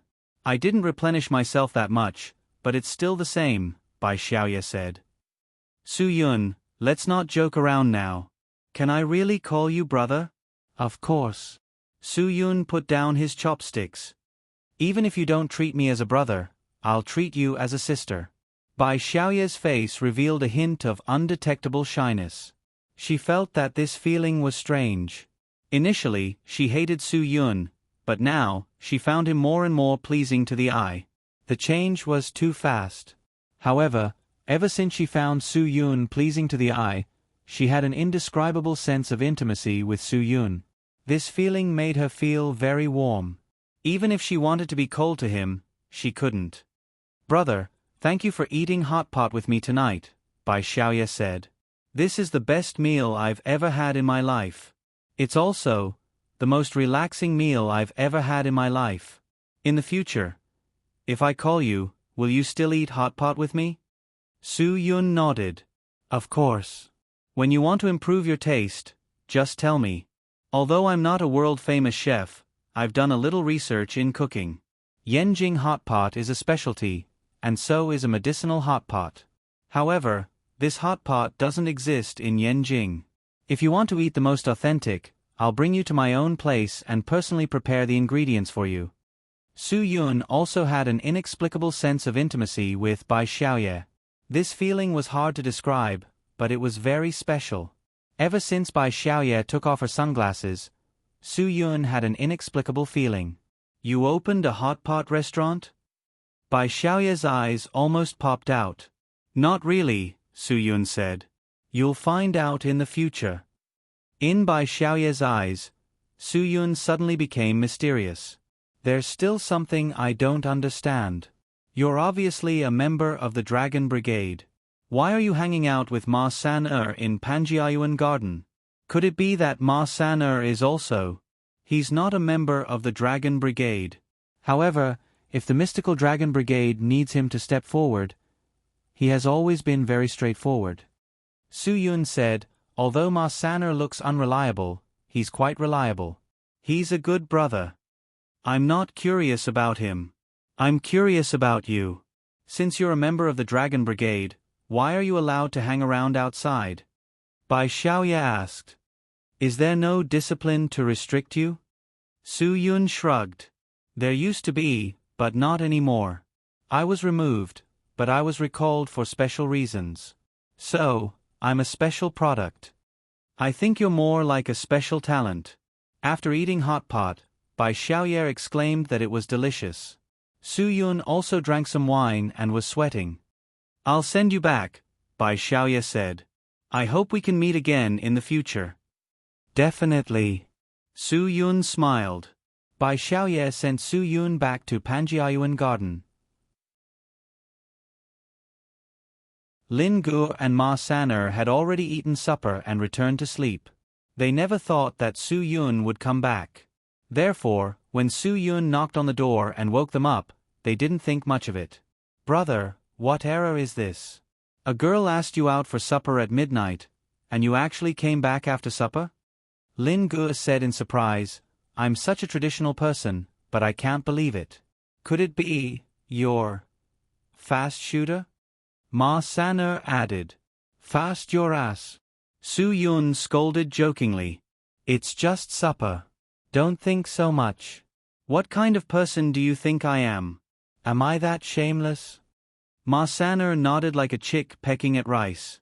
When he saw Su Yun raise his hand to hit him, he quickly shook his head. He still didn't understand. She's already sent herself to your door, and you're not even going to eat it. Aren't you being too disrespectful to Bai Xiaoye? This will make the girl feel inferior. You're really wasting her feelings. Don't joke about me and Bai Xiaoye. My feelings for her. How should I put it? I really treat her as my little sister, Su Yun explained. Forget it. Little sister. Little sister in love? Ma San'er didn't believe that there was a real friendship between men and women. In his eyes, there was no real relationship between men and women. Even if they got married, there was no love between them. It was just two similar people getting together to live together. If they weren't similar, then the woman was either a rich second generation hooking up with a rich man, or the man was a gigolo living off a woman. A man and a woman going out for supper in the middle of the night, unless they were relatives, must be related. You're talking about friends? Bullshit. Since they were friends, why didn't they go out for supper at midnight? Friends made in a mental hospital, right? Brother, now that you mention it, I really feel that Bai Xiaoye's eyes are a bit similar to yours. Lin Gu touched his chin. Ma San'er, think about it. Hey. Ma San'er slapped his thigh and looked at Su Yun's eyes. You don't say, it's really a bit interesting. Lin Gu wanted to gesture at the corners of Su Yun's eyes as he explained to Ma San'er in detail. What do you mean by a bit? Isn't it obvious?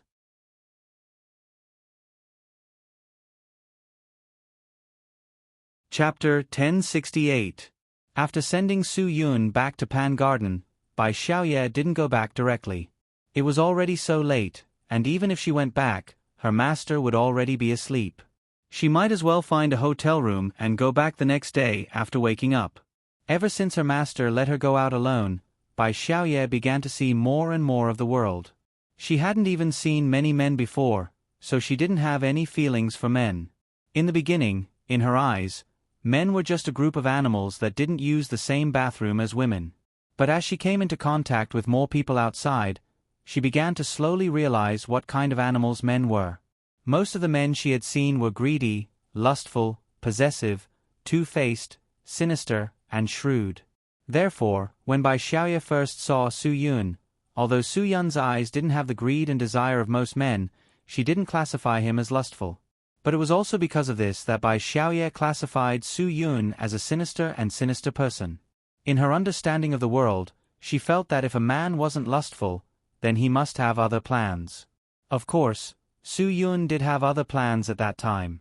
Su Yun's plan was the golden jade dress. However, the owner of the golden jade dress was so unexpected that Su Yun didn't know what to do.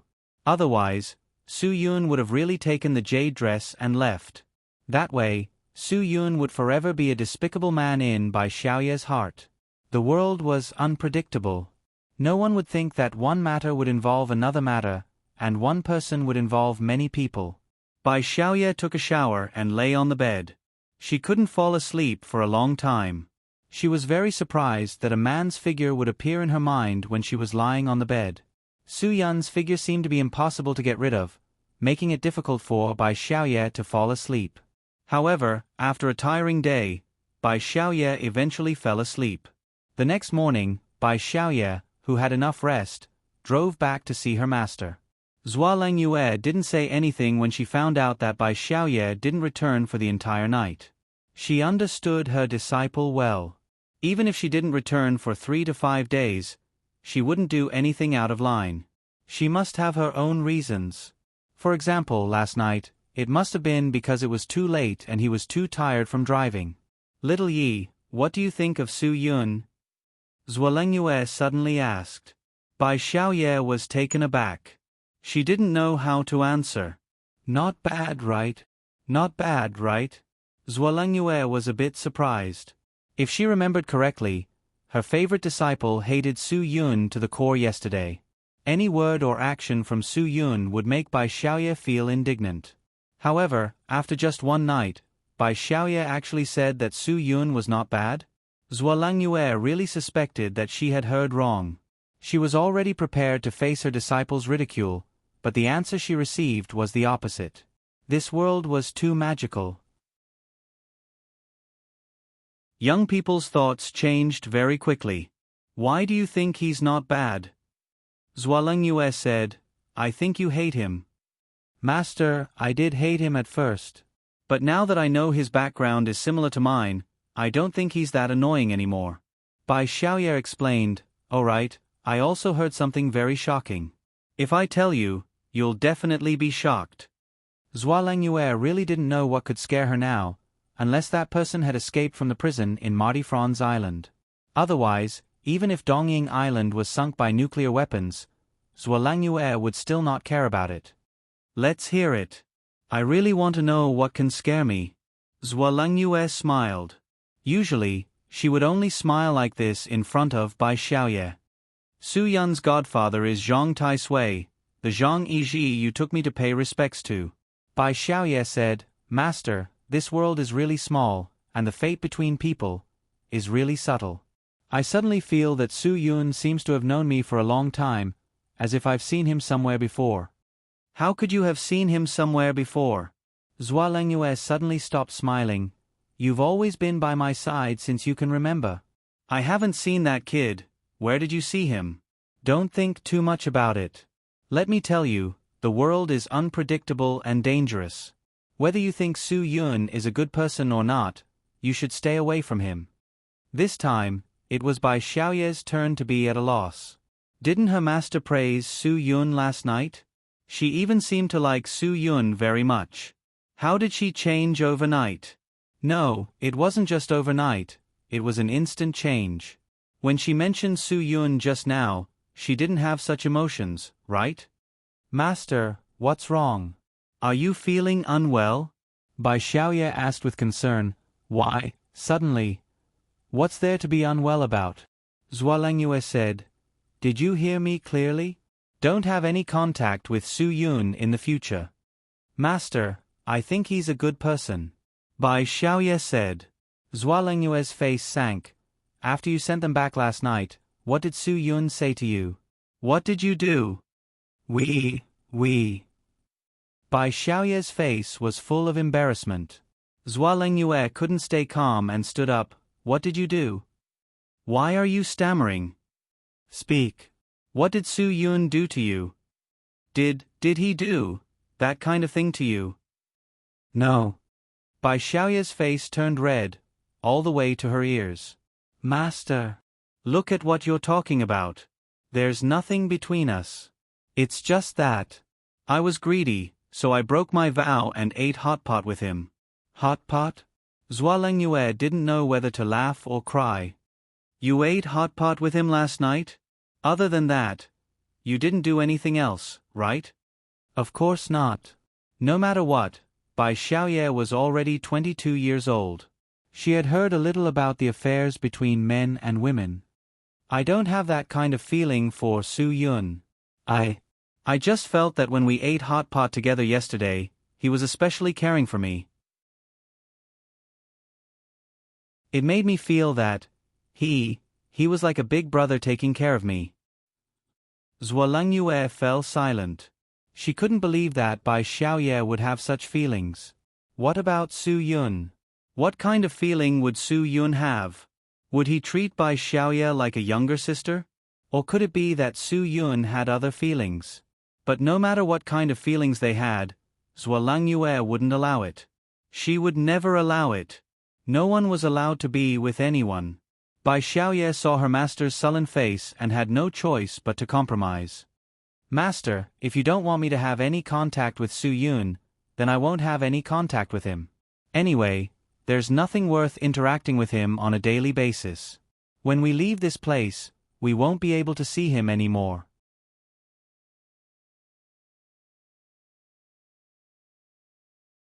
Chapter 1069. Seeing Xiaoye's disappointment, Zhualengyue couldn't bear it and pulled her into her arms. Xiaoye, I know what you're thinking. All girls have their first awakening of love. At your age, you're bound to fall in love. Master was the same back then. But you have to believe me. I hope you can find an ordinary person in the future. Do you understand? You definitely can't be with Su Yun. There are too many men in this world, but very few of them are worthy of our trust. If you want to fall in love, you have to keep your eyes open. You'll understand some things when you're more mature. Master is saying all this for your own good. Master, why do you always emphasize this point? Bai Xiaoye didn't understand. Why do you target Su Yun so much? Moreover, I've never thought of falling in love with him. But you also said that most men in the world aren't worthy of our trust. I suddenly feel that Su Yun is someone worthy of my trust. Xiaoye. Zhua Lengyue's expression suddenly became serious. Bai Xiaoye nodded and said, "Okay, Master, I've promised you. I won't see him again forever. No matter what. Xiaoye understands that the person who treats me the best in this world, the person who will never harm me, is only Master.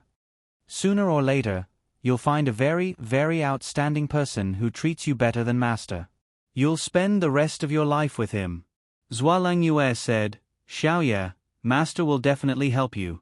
I won't let anyone who can't give you eternal happiness disturb you. I don't want you to be like Master. You're a good child and will definitely find happiness."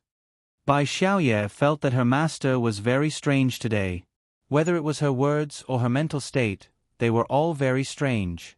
However, Bai Xiaoye didn't know how to ask. It seemed that Su Yun had broken all order. Even her master, who had always been calm, seemed to have become a different person. Zhua Lengyue had quit drinking for more than 20 years. Today, she locked herself in her room and opened a bottle of red wine that had been stored in a famous winery in France for a long time. The fragrance assailed her nostrils and made Zhua Lengyue fall into her own memories. There were too many things that she had lied to herself for too long. Therefore, even if it was a fabricated fact, she could still treat it as the real thing. That was how deceit worked. When you repeatedly emphasized that a lie was true, you would think that the lie was true. However, if the lie was emphasized as true for more than 20 years, it would no longer be a lie. It would become a fact that was justified by the heavens and the earth. After so many years, Zhua Lengyue had already treated his deceit as a complete lie instead of a deceit. However, Su Yun's appearance had disrupted everything. This person, whom she had always kept abreast of the current situation through certain special channels, had actually met her because of the jade dress. Su Yun, Tai Sui was Zhang Jianji's adopted son. Yan Long, the instructor of the Dragon Fury team who was cultivated by Wan Guangxiao and Wang Yi in the Dragon Brigade. He was betrayed by his superiors in a mission and was almost destroyed due to his inner demons. Now, he appeared in the Dragon Brigade in a brand new high position. Zhua Lengyue had heard about all of this. It was very easy for her to know all of this. Tai Sui was Zhang Jianji's adopted son. He was the son of the man who was locked up in the 5th floor of the Marty Franz Island. Su Yun might not know that he was that man's son. However, too many people knew this fact. Not only Wan Guangxiao and Wang Yi knew Su Yun's real identity, but also Wu Qiuzi, Gu Zueran, evil god Lu Xuanji who lived in seclusion in the Caribbean island, Jin Guai, the head of the Yen School's Flying Daggers, Wine Sword Immortal Xian Yuanji, the founder of the Hunter School who shocked the underground world, Gu Magpie, Lu Xianyu and Su Yueling. All of them, who could shake the underground world by stamping their feet, knew Su Yun's real identity. It seemed that only Su Yun himself didn't know his real identity. It was impossible for Zhang Jianji to tell Su Yun's father's background to him. And it was even more impossible for Wan Guangxiao and Wang Yi to tell Su Yun about this. Therefore, it was impossible for Su Yun to know anything about his father. That legendary man moved Zhua Lengyue with only one meeting more than 20 years ago. At that time, she, who was known as the #1 beauty in the underground world, was so cold and arrogant. Her beauty, her strength, her temperament, and everything about her made people feel that she was unattainable. She was the ultimate goddess who had always been high above the masses and looked down on everything. She was the woman who had made countless heroes bow down to her. However, she herself had fallen into that man's gentleness. He was handsome, he was carefree, he was merry, he was unrestrained, he was chivalrous, he was both good and evil. There were countless rumors about him, and all the major things he had done were subject to great controversy. Even when he was locked up in the Mardi Fran Island prison for serious criminals, there were all kinds of legends in the underground world. Some people said that it was the warden who brought all the masters of Mardi Fran Island to bring him down. Some people said that even if there were 2 more wardens, it was impossible for them to deal with him. It was he who saw through everything and asked to be locked up to atone for some of the crimes he had committed over the years. There were all kinds of rumors, which filled the whole world. However, Su Yun, who was only 2 or 3 years old at that time, had no memory of this at all. Because the man who was the father almost never showed his face after he handed the child to Zhang Jianji. Of course, there were also all kinds of rumors.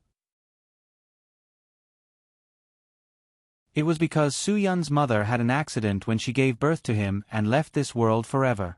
Some people said that he had no time to care about his son because he was looking for a famous doctor who could bring the dead back to life. Others said that his wife died because she gave birth to this child, so he hated his son and didn't want to see him. After his wife died, he did more and more things that were hard to distinguish between right and wrong. Moreover, he became more and more inseparable from wine and women. It was under that condition that he met Zhuo Langyue. However, Zhuo Langyue knew that although she was the #1 goddess in the underground world at that time, in his eyes, she would never be able to catch up with his dead wife. Endless memories were like sharp knives, mercilessly stabbing into Zhuo Langyue's heart. Bai Xiaoye was her and that man's daughter. She was an innocent life born after that man was imprisoned. For so many years, she refused to admit that she was a mother, not because of herself, but because she was worried that once Xiaoye asked about her father, she wouldn't know how to answer. Bai Xiaoye didn't have the surname Su because Zhuo Langyue didn't want to think about anything about him. However, Zhuo Langyue didn't expect that Bai Xiaoye and Su Yun would meet each other by chance. Moreover, after meeting twice, they already had that kind of kinship. Was this the mystery of blood relations? Su Yun was that man's son. Although he had nothing to do with Zhuo Langyue, she had always secretly known about Su Yun. Fate really made fools of people.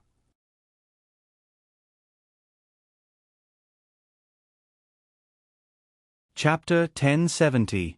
The Japanese ninjas' operation in Huaxia had failed, and the news quickly reached Enpei's ears. 91 ninja elites above the level of Chunin were all wiped out on the first night they entered Huaxia.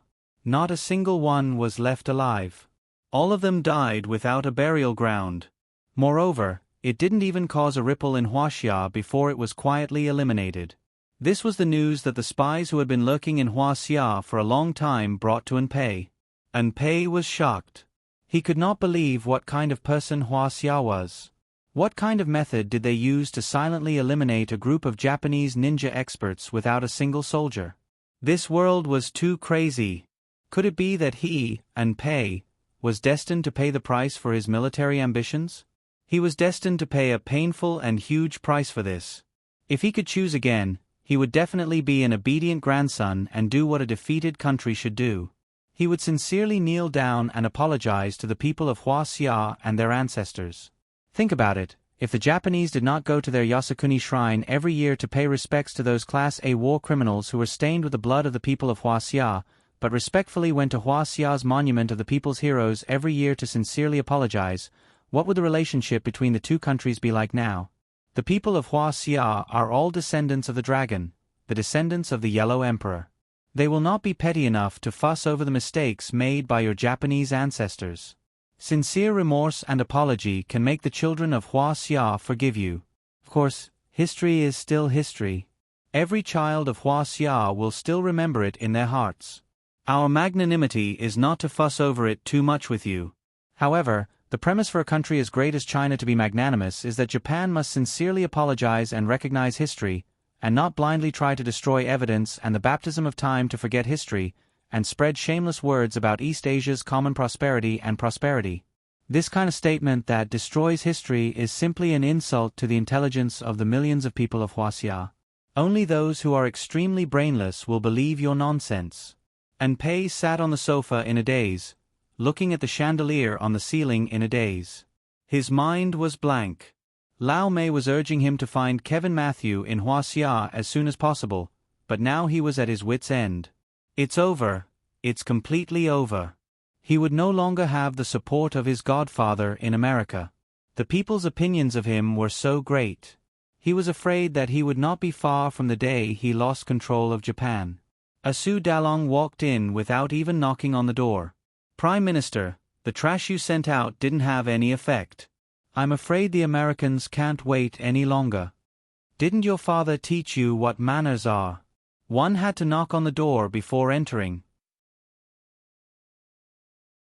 Do you understand?" And Pei scolded angrily. He vented all his anger on Asu Dalong. He could hear the excitement in the Deputy Prime Minister's voice.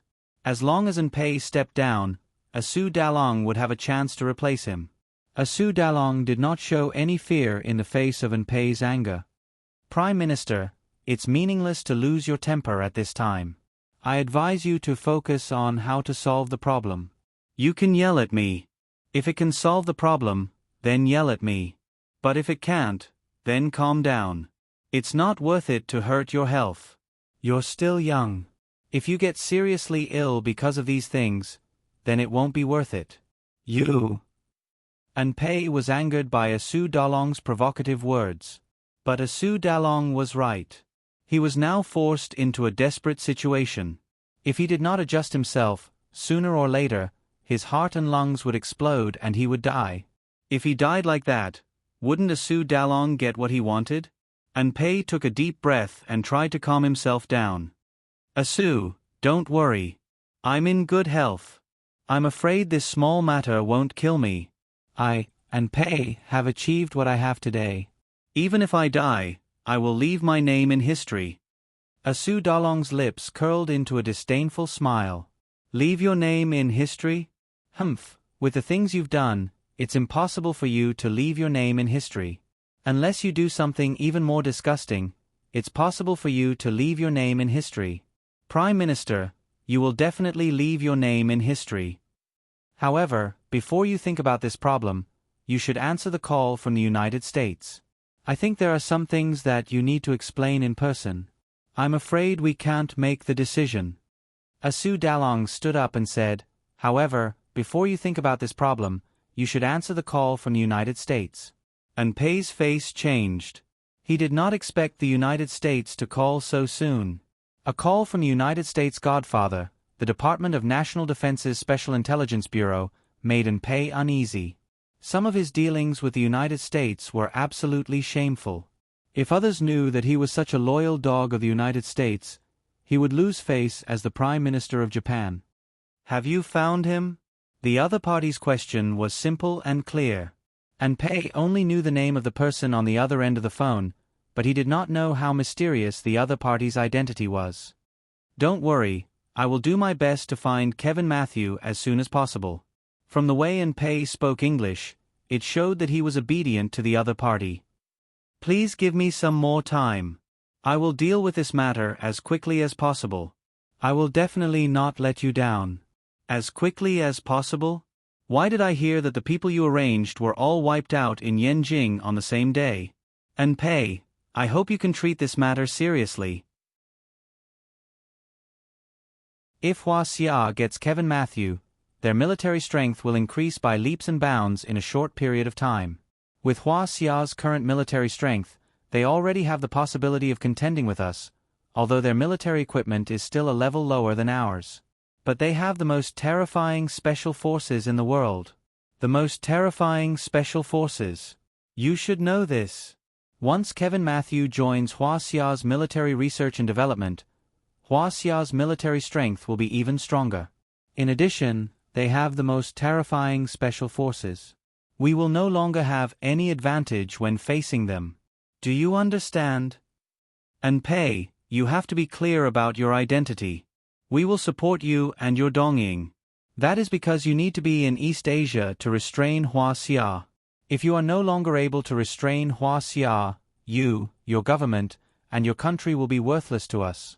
Do you think we're going to back a worthless country? Don't be too naive. I will do my best. And Pei wanted to kowtow to this phone call. You are on your own. The phone call was hung up with a click. And Pei's mind buzzed. He was about to completely collapse. All kinds of pressure from all sides was almost unbearable for him. What should he do? Who could help him? And Pei was very clear that he was already riding a tiger. If he could not appease the tiger, he would only end up being eaten. Obviously, the tiger in the United States was furious. If he did not do something, if he did not feed the tiger, then he would become the tiger's food.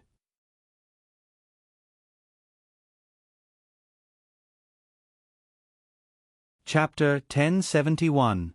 Ever since Su Yun realized that Lau Meizhi's National Defense Intelligence Agency was certain that Kevin Matthew had left the country and arrived in Huaxia, he had tried to contact Gu Qia many times. The Great Circle would inevitably be involved in unnecessary trouble. Therefore, Su Yun was very worried about Gu Qia, Gu Guolong, and the Chinese in the Great Circle. However, Su Yun was unable to get in touch with Gu Qia several times. Whether it was her personal cell phone or the satellite phone on the military ship, Su Yun was unable to contact Gu Qia. Su Yun knew very well how ominous this feeling was.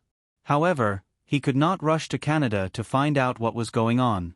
Because once the Americans had their eyes on the Great Circle, Su Yun would definitely not be able to escape the eyes of the American Intelligence Agency. If Su Yun flew to Canada now, he would definitely be surrounded by the American Intelligence Agency on the spot. Not to mention whether Su Yun could get rid of Lau Meizhi's equally well-trained agents. Even if he could get rid of them, who could he find to inquire about the situation in the Great Circle? Who could he find to ask about Gu Qia's situation? If he did not want to have a direct confrontation with the American Intelligence Agency's agents, Su Yun would have to give up on the plane and go by sea instead. Su Yun believed that Ma San'er definitely had familiar connections who could send him to the Canadian merchant ship that stopped at Tianjin harbor to secretly smuggle him out. However, it would take more than 10 days to travel by sea. Even if Su Yun rushed over, by the time he reached Vancouver, it would definitely be too late. It would be meaningless. Instead of doing something so meaningless, it was better to deal with the matter at hand first. The matter at hand would never be settled. Su Yun was very clear about this. He tried to call Gu Qia again, but there was still no response. He didn't know how Wan Guangxiao and Kevin Matthew were doing. Ever since Kevin Matthew was taken away, even Su Yun didn't have any news about him. Although Su Yun was angry at Kevin Matthew for using him, they were still brothers after all. After all, Kevin Matthew did give Su Yun a lot of help before. Su Yun owed Kevin Matthew too many favors. Even if he was used once, it would not be a loss. Moreover, this question wasn't about whether he was losing or not. Even though Kevin Matthew had used Su Yun, he still treated Su Yun as a brother. Su Yun knew this very well. However, in this situation, Su Yun really couldn't intervene. He could only hope that Kevin Matthew could really figure out what he should do to show the value of his life. Some things couldn't be explained clearly by others. They had to be understood by oneself. As for how to understand it, it was up to oneself. Suddenly, the phone rang and interrupted Su Yun's thoughts. He casually picked up the phone and said absent-mindedly, "Hello? Su Yun, it's me." On the other end of the phone, Gu Qia's voice was nervous and helpless. Su Yun looked like he was struck by lightning. "Where are you? I tried to contact you for so many days, but I couldn't reach you. How are you now? Are you in danger? What the hell is going on?" Gu Qia's voice was full of pain and hatred. Why? Why did the American Intelligence Agency's agents find trouble with the Great Circle? Who is Kevin Matthew? Su Yun, I only hope that you can explain to me clearly. Are you just using me and the Great Circle? I'm sorry. Su Yun panicked. It was over. His guess was right. In the end, they had implicated the Great Circle and the Gu family. This was definitely not what he had expected from the start. He definitely didn't do it on purpose. If he had known that things would become so serious, he definitely wouldn't have brought Kevin Matthew back to Huaxia. Even if he would be scolded by him, Su Yun would never repeat the same mistake. However, what was done was done. What was done couldn't be undone. Since it had already happened, there was no medicine for regret. I definitely didn't mean to use you, Matthew, and I didn't expect things to become so serious, Su Yun said apologetically. When I realized that the American intelligence agency's agents might find trouble with the Great Circle, I tried to get in touch with you, but I couldn't reach you. You didn't expect it? Gu Chia said, do you know? The American intelligence agency's agents started investigating the Great Circle the day after I brought you out to sea. I didn't even have the chance to go back to Vancouver to see what happened. I couldn't get in touch with my family. The last news I heard was that they were all taken away by the CIA's agents. You weren't in Vancouver? Su Yun heaved a sigh of relief. This was definitely great news for him. Gu Chia's voice was full of ridicule. Vancouver? I returned after sending you to the high seas border of Huaxia. On the way back, we passed by Japan and were surrounded by the Japanese Maritime Self-Defense Force and the Maritime Security Office. They surrounded us for 3 whole days. Do you know? My men are all dead. Paul and the others are all dead. They were all shot by the Japanese Maritime Self-Defense Force. We used up the last bullet. But after all, we only had these few people. The Japanese Maritime Self-Defense Force was a well-trained army. Other than not being an army in name, they were no different from a regular army in everything.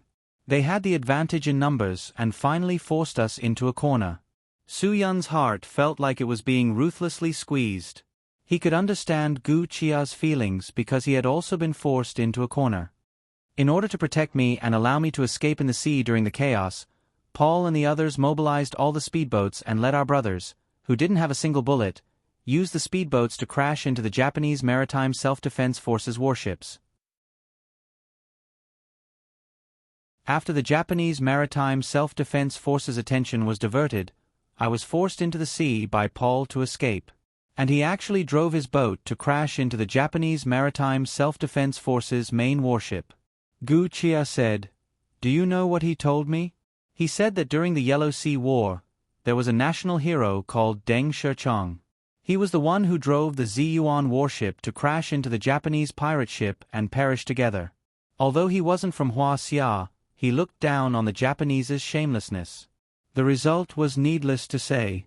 Su Yun also knew that Paul and the rest of the mercenaries had probably all been sacrificed. They used their own actions to prove their mission as mercenaries. Even if they died, there was nothing to be afraid of. For their mission, no matter what price they had to pay, it was worth it. Where are you? I'll go and find you immediately. Su Yun could easily imagine Gu Chia's situation. Although she had been with the sea all year round, the sea was ruthless. No matter how familiar a person was, they could be swallowed by it. I'm on a small island in the south of Japan.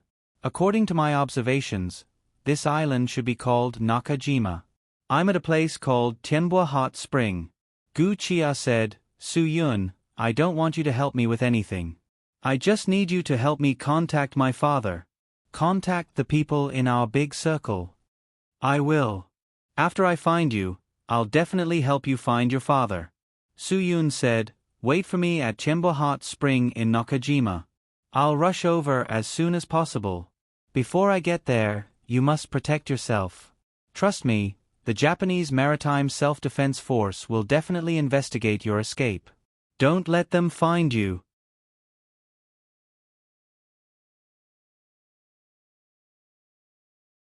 Chapter 1072. Gu Chia was trapped in Japan's Tenbo Hot Spring. Su Yun didn't know much about Japan. After all, there were too many small islands in Japan. He quickly checked the satellite map of Japan. As Gu Chia said, the island at the southern end of Japan was definitely not Osaka's Nakajima, but Kagoshima's Nakajima. It was a relatively large island in the Tokala Islands, north of the Ryukyu Islands. No matter how big this island was, it was only the size of a palm. There were probably less than 200 residents on the entire island. It was equivalent to a small village in Huaxia. It wasn't even as big as a small village and had a large population. Gu Chia was trapped on such a small island. Once the Japanese Maritime Self-Defense Force found her, they would be able to find her in less than an hour. After all, This kind of primitive island didn't have a place to hide in a bustling city. Even Gu Chia could only identify her location with a sign that said Nakajima's Tenbo Hot Spring. Su Yun didn't have time to wait. If he wanted to save Gu Chia, he had to fight against time. He had to find Gu Chia before the Japanese Maritime Self-Defense Force found her. Su Yun couldn't care less about the *T rules. After printing the map and coordinates of Nakajima, Su Yun slapped it in front of Lin Gu. What's the fastest way to get to this island? What's the fastest way to get there? Lin Gu was stunned by Su Yun's sudden attack. Why did he take out a map to the southern islands of Japan? Brother, are you going on a trip? I'm not going to Japan, even if I'm going on a trip. I'm going to generate revenue for Japan. Su Yun, don't talk so much nonsense. Gu Chia was forced to escape to Nakajima by the Japanese Maritime Self-Defense Force. We don't have much time now. What? Lin Gu was taken aback. King Little Japanese Devil. They actually dared to lay their hands on Sister Gu. Were they tired of living? Lin Gu studied the map carefully and asked, Brother, are Paul and the others okay? With them around, Sister Gu shouldn't be in any danger, right? This was a topic that Su Yun really didn't want to talk about. Paul's mercenary group was made up of a bunch of hot-blooded men. It was really a pity that they were harmed by the Japanese just like that. I'm afraid that things are not looking good for them. How could this be? Lin Gu was dumbfounded. He finally realized the urgency of the situation and understood why Su Yun was so anxious. Everything will naturally become clear once we reach our destination. Su Yun, now is not the time to be distracted by these things. If we don't save Gu Chia, Paul's sacrifice will be in vain. It's definitely impossible to fly over. It takes time to complete the visa procedures, Lin Gu said. Unless we barge in directly from the sea, that might be faster. Su Yun's tone was unusually firm. Then let's barge in. Then let's go now. It takes 2.5 hours to fly from Yanjing to Shenzhen. But I'm afraid there are no flights now. It's too sudden, brother. Lin Gu said. It's a 1,200 kilometers highway back. If we rush through the night and speed up as much as possible, it will take at least 8 to 9 hours. There's still a chance that we can make it back to Shenzhen by tomorrow morning. Shenzhen should be the closest to Zhongdao in a straight line. According to the map, it should be more than 430 nautical miles away, which is about 800 kilometers away. If we drive the motorboat faster, we should be able to reach more than 100 kilometers per hour. It will take more than 7 hours to reach Zhongdao. Su Yun's brows furrowed even tighter. In other words, if we leave now and chase after the time without stopping, it will take us until tomorrow evening to reach Zhongdao, Lin Gu said seriously. Tomorrow evening, Su Yun was really worried that Gu Chia would not be able to hold on until then. After all, the Japanese Maritime Self-Defense Force was not to be trifled with. Their inspection speed would definitely be very fast. Once they reached the island, it would mean that Gu Chia was directly in a desperate situation. Let's go. Let's go immediately. Su Yun said firmly. It was already past midnight. Ma Saner was still sleeping comfortably when he was directly awakened by Su Yun's roar. Aya, why are you guys yelling in the middle of the night? What can't you talk about tomorrow morning? Let me tell you, it's also against the law to make people die from noise. Do you know what the noise law is? It's a crime to disturb people. Ma Saner will have to trouble you during this period of time. Su Yun did not wait for Ma Saner to finish speaking and gave Ma Saner a piece of great news. We have urgent matters to attend to, so we'll leave first. When we have time, we'll definitely come back and treat you to a Manchu Han imperial feast. Ma Saner was instantly energized. He smiled like a flower blooming on his face. Really? Hee, that's great. Then I won't send you off. Have a safe journey. Ha ha ha. Speaking of sending off guests, Ma Saner was much happier. He could finally sleep alone at night again. Even if it was a Japanese porn, he could still be free. He did not have to worry about this and that anymore. Is there a host like you? Once you hear that you're sending off guests, you're happier than a brothel girl. Lin Gu was speechless. If you're like this, we'll still stay at your place when we come to Beijing in the future. Ma San'er's scalp went numb. The next time you come to Beijing, you must inform me in advance. I'll pay for you to stay in a 5-star hotel. Is that okay? Give me some personal space. I'm already at the age of dating. I actually don't want you to leave, but there's no other way. Moi, have a safe journey. I won't send you off. F***ck. Su Yun and Lin Gu almost vomited from Ma San'er's coquettishness and cuteness. A big guy who was close to 30 years old playing cute with you. Only a hardcore person would be able to bear it. The car had just entered the highway toward Shenzhen, and Su Yun quickly accelerated to 200 miles per hour. Although this was against the law, there was a speed limit on the highway. But now, Su Yun had no other choice. Most people who often drove on the highway were like Su Yun. They had electronic dogs in their cars, and they would only slow down when there were surveillance cameras. For this kind of high-performance luxury car, 200 miles per hour wasn't a problem at all. It was very stable. The car went all the way south. In order to maintain concentration and spiritual power, Su Yun and Lin Gu switched drivers after 2 hours. When the sky was slightly bright, they were less than 3 hours away from Shenzhen. Su Yun then dialed Yi Fala's phone. Yi Zi, are you awake? It's indeed a bit early, but I'm also preparing to get up and do some yoga. I'll sleep later. Yi Fala said, what's wrong? Do you have any instructions? There's something I need to trouble you with. Su Yun said embarrassedly, I'll reach Shenzhen in 3 hours.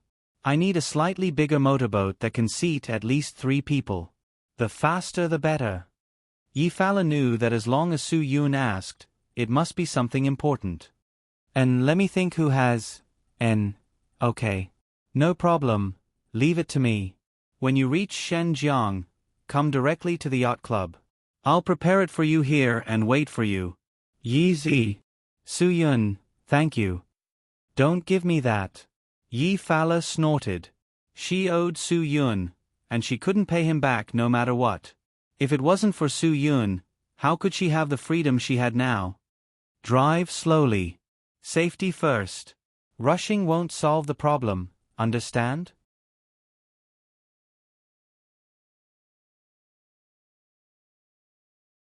Chapter 1073. Because they were at sea, Lin Gu had to drive the 400 nautical miles.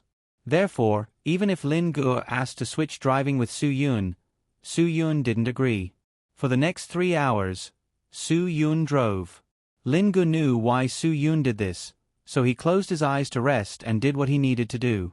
Finally, the two of them arrived at Shenzhen's yacht club before 9 o'clock. Yi Fala had already prepared a speedboat for them through his connections. He was a famous rich second generation in Shenzhen. Because he would go to Xing Kai Hotel's top-floor lounge to drink every week, his relationship with Yi Fala could be considered quite close. Yi Fala still had some face in the upper-class circle. Therefore, when he opened his mouth to ask, the other party gave him a lot of face. He immediately lent Yi Fala his most powerful and favorite small speedboat. This speedboat definitely wouldn't be a problem for 3 people to sit on. Moreover, its top speed could actually reach 180 kilometers per hour. It was absolutely ridiculous. As long as Lin Gu could drive this well-configured speedboat, then Su Yun and the others could possibly reach Zhongdao within 4 hours. Su Yun's heart was comforted. The earlier they arrived, the more advantageous it would be. How is it? Can you drive it? Su Yun asked. Lin Gu nodded. It's not a problem. 180 kilometers per hour is definitely an extremely high speed on the sea. However, luckily, I once played on a speedboat known as the F1 on the water. That thing's top speed is over 200 kilometers per hour. It's definitely awesome. If Lin Gu could drive over 200 kilometers per hour, then this definitely wouldn't be a problem. Su Yun immediately made a decision. Let's go. Yi Fala still didn't know what happened. Where are you guys going? Why are you in such a hurry? Yi Zi, I'll explain to you when I come back. There's really no time now, Su Yun said. You're in such a hurry. You must not have eaten. After Yi Fala finished speaking, he passed them some fast food hamburgers that he had bought along the way. No matter what it is, you'll only have strength after eating. You're not worried about going out like this, but I'm worried that the pigeons will faint from hunger when they set sail. Lin Gu didn't stand on ceremony with Yi Fala. He was really hungry. He took the food and stuffed it into his mouth. Only when one was full would one have the strength to work. Of course, he understood this simple logic. Brother Yun, you should eat something too. Su Yun and Lin Gu had replenished their energy after staying up all night with burger and Red Bull. After eating and drinking, Lin Gu thought of another problem. Speedboats were generally not used for long-distance voyages. Sister Yezi, how much fuel can this tank go? The deck of the speedboat can be opened. There is spare gasoline inside. Everything has been prepared for you. Urala said, I knew that once you guys went out to sea, it definitely wouldn't be a short distance. However, with all this oil added up, you should be able to run at least 500 nautical miles, right? Is that enough? It wasn't a problem to go out, but it wouldn't be able to support a round trip. However, this was definitely a number that exceeded their expectations. It seemed that the space under the speedboat wasn't small. It could store so much fuel. Then we'll go, Su Yun said. Be careful on the road. The only thing Yi Fala could do was pray. If she could leave Shenzhen, she would definitely go with Su Yun and the others. In Su Yun's eyes, Yi Fala could see that something big must have happened. Otherwise, Su Yun wouldn't have such an anxious look. Lin Gu was quite familiar with all kinds of boats and speedboats. He got the hang of it quickly. The speedboat was like a white stripe in the waves. It rode the wind and broke through the waves, leaving only the rolling foam of the waves. Within a minute, it disappeared from Yi Fala's sight. Sister Yezi, this is the person who can make you serve your sentence outside prison. A tall figure walked over. It was Zhou Wanjia, the owner of the speedboat. He was the heir of the Zhou family, one of the 4 major families in Shenzhen. As expected, he doesn't look simple. Yi Fala was startled. She thought that Zhou Wanjia had left. You didn't leave? Elder sister, I'm only lending you this boat because of your face. I want to see what kind of person can make elder sister Yi speak, Zhou Wanjia said. No matter what, this boat is worth at least 2 coins, right? If I don't see who drove it, I won't be at ease. Oh, it's just a speedboat worth tens of millions. Young Master Zhou, you still care about it? Even if you open a bottle of wine at my bar, it'll cost more than $1 million. Yi Fala said, don't worry, the boat will be brought back to you in perfect condition. If you lose it, I'll compensate you with a new one. Zhou Wanjia laughed. Sister, that's a private custom-made one. How are you going to compensate me? With you? Don't talk nonsense with me. You even dare to take advantage of Sister Yezi? Yi Fala glared at Zhou Wanjia. Let's go back to Xingkai with me. I'll open a bottle for you. I won't let you lend me your boat for free. Don't worry. I must drink Sister Yezi's precious red wine. Zhou Wanjia said. Don't talk about borrowing the boat. Even if you lend it to me, it'll be worth it. Yi Fala had a good impression of Zhou Wanjia. It wasn't because this kid was good with words, but because this kid was really talented. Moreover, he was different from the other super-rich kids. He had his own ideals and ambitions. He had his own goals to pursue. Of course, he was the same as the other super-rich kids. He liked to spend money. Squandering money like dirt was their common characteristic. Of course, he was the same as the other super-rich kids. He had a special hobby. However, he definitely wasn't the kind of person who pursued a black fungus every night or a green tea bitch every 3 days. It was because Yi Fala knew this kid's hobby that she got closer to him. She wasn't worried that he had other motives. Shenzhen was a big city. There were all kinds of talents. Sister Yezi, can I make a small request? Zhou Wanjia said. Say it. Yi Fala glanced at Zhou Wanjia. Zhou Wanjia looked at the speedboat that had long disappeared. Wait for my boat to come back. I'll make an appointment. Everyone can have a meal together, chat, and make friends. What are you up to? Let me tell you, Su Yun isn't gay. Yi Fala said. Don't you dare have any ideas about him. Do you understand? I'll only warn you this once. Annoying. Sister Yezi. I didn't mean that. Zhou Wanjia said. It's just making friends. Am I such a desperate person?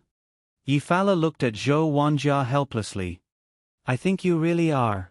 Once a person's charm was great, they wouldn't only attract the opposite sex. Sometimes, they would also make the same sex fall head over heels for them. If Su Yun knew about this, would he vomit blood? If Zhou Wanjia wanted to make friends with him, there would definitely be room for discussion.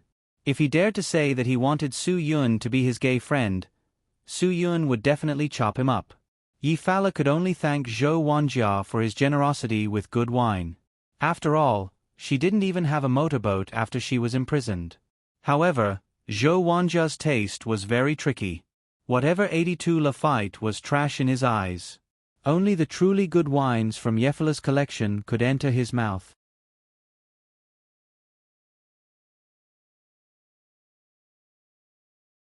Chapter 1074. Driving at a speed of 180 km per hour on the sea was completely different from driving at a speed of 100 km per hour. As long as the performance of a car was good, you wouldn't feel dizzy even if it reached 200 km per hour.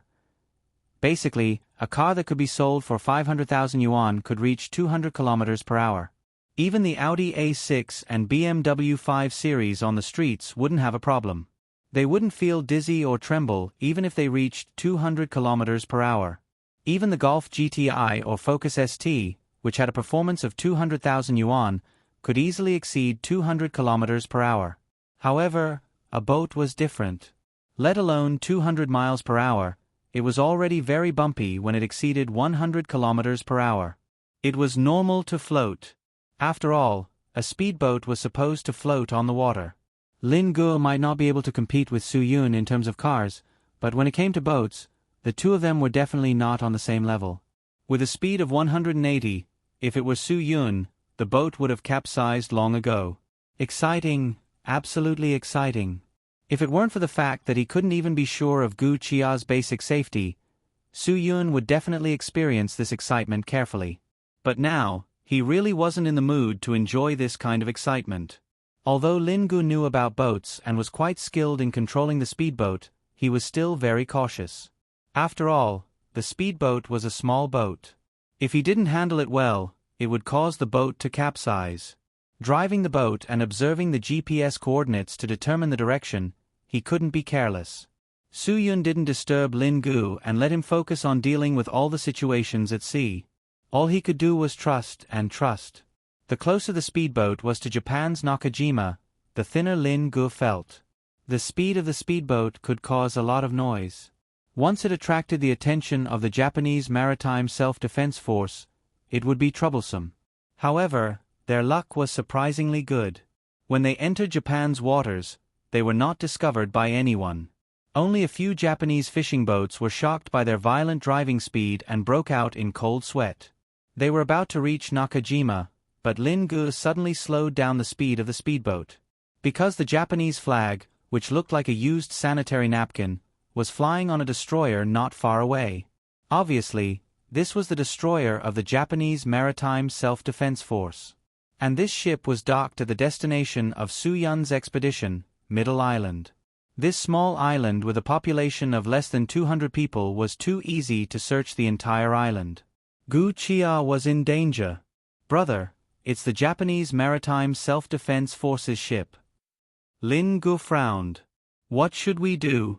Since it's too late to sneak him away, there's only one way left. Su Yun took a deep breath.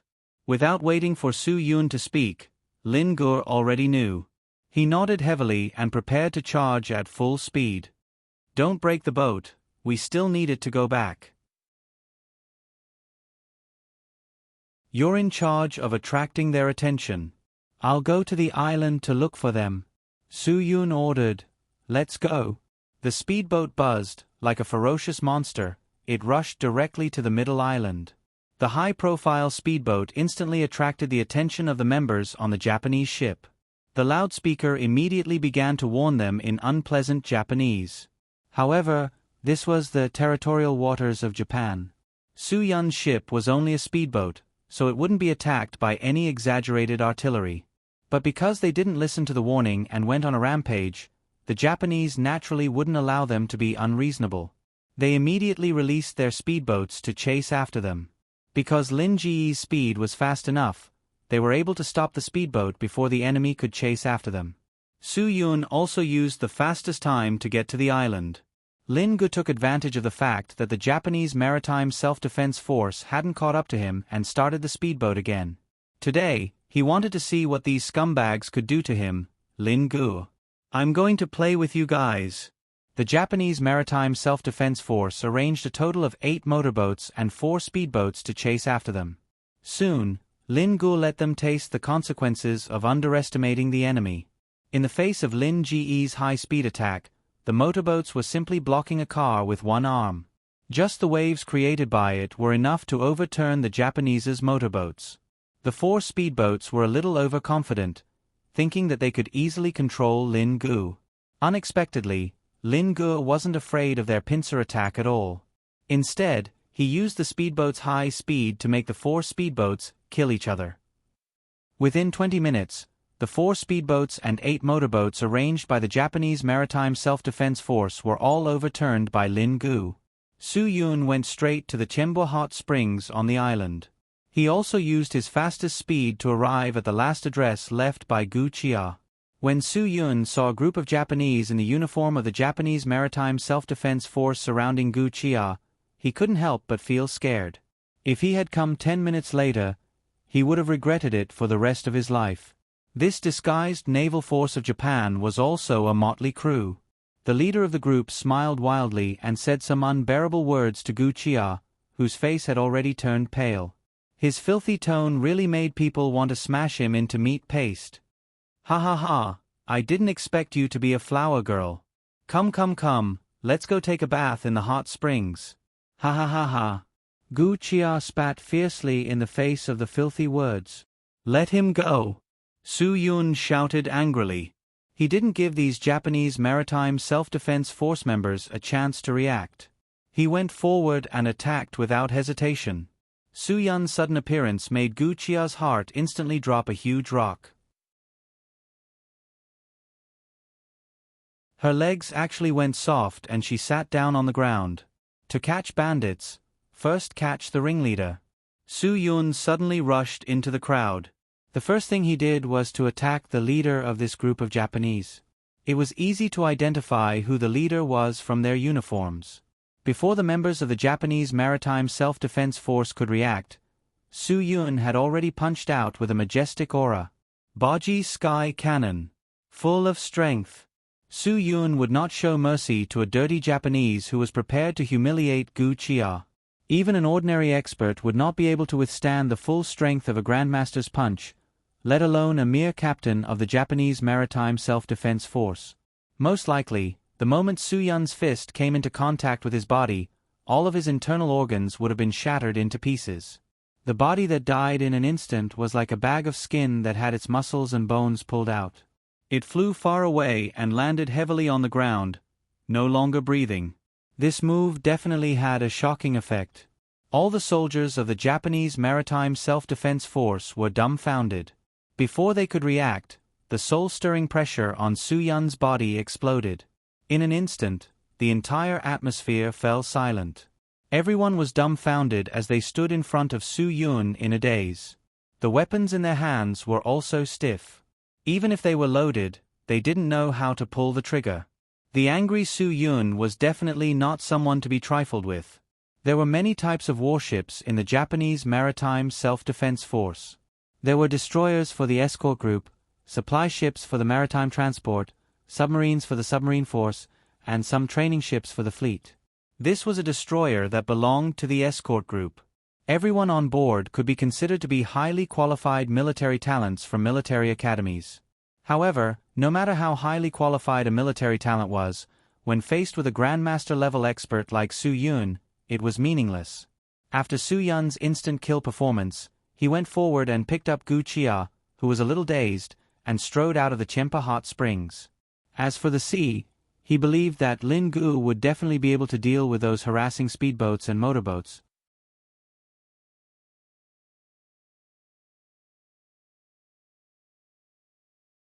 Chapter 1075. All the people sent by the destroyer were taken care of by Lin Gu. When Su Yun arrived with Gu Chia, Lin Gu was provoking the commander-in-chief on the main ship by pointing his middle finger at him. "Grandson, tell your prime minister and Pei to be a good coward. Otherwise, he won't even know how he died." Lin Gu said ruthlessly, "Today is a lesson for you. Next time, it won't be so simple." Su Yun shook his head with a helpless smile. Next time? This time was already enough. The other frigates of the Japanese Maritime Self-Defense Force were probably already on their way to Nakajima. If they didn't leave now, their corpses would sink into the sea. "Hurry up and run. We can't stay here for long." Su Yun jumped up high and safely landed on the ship with Gu Chia. Lin Gu was having fun now, so he had to restrain himself. Lin Gu smiled and pointed at the overturned speedboats and motorboats on the sea. "Brother, with their level, we don't even put them in our eyes. Do you see the commander-in-chief on the ship? He doesn't dare to do anything. Even if I get on the ship and slap him twice, he can only endure it. The Japanese are much more sinister than you think. Su Yun, he is just trying to numb you. He wants to stall for time and wait for reinforcements. If we leave now, he will dare to shoot at you. Hurry up and leave. If the submarine comes, we won't be able to leave." When Lin Gu heard the word submarine, sweat started to drip down his back. After all, those things could not be seen.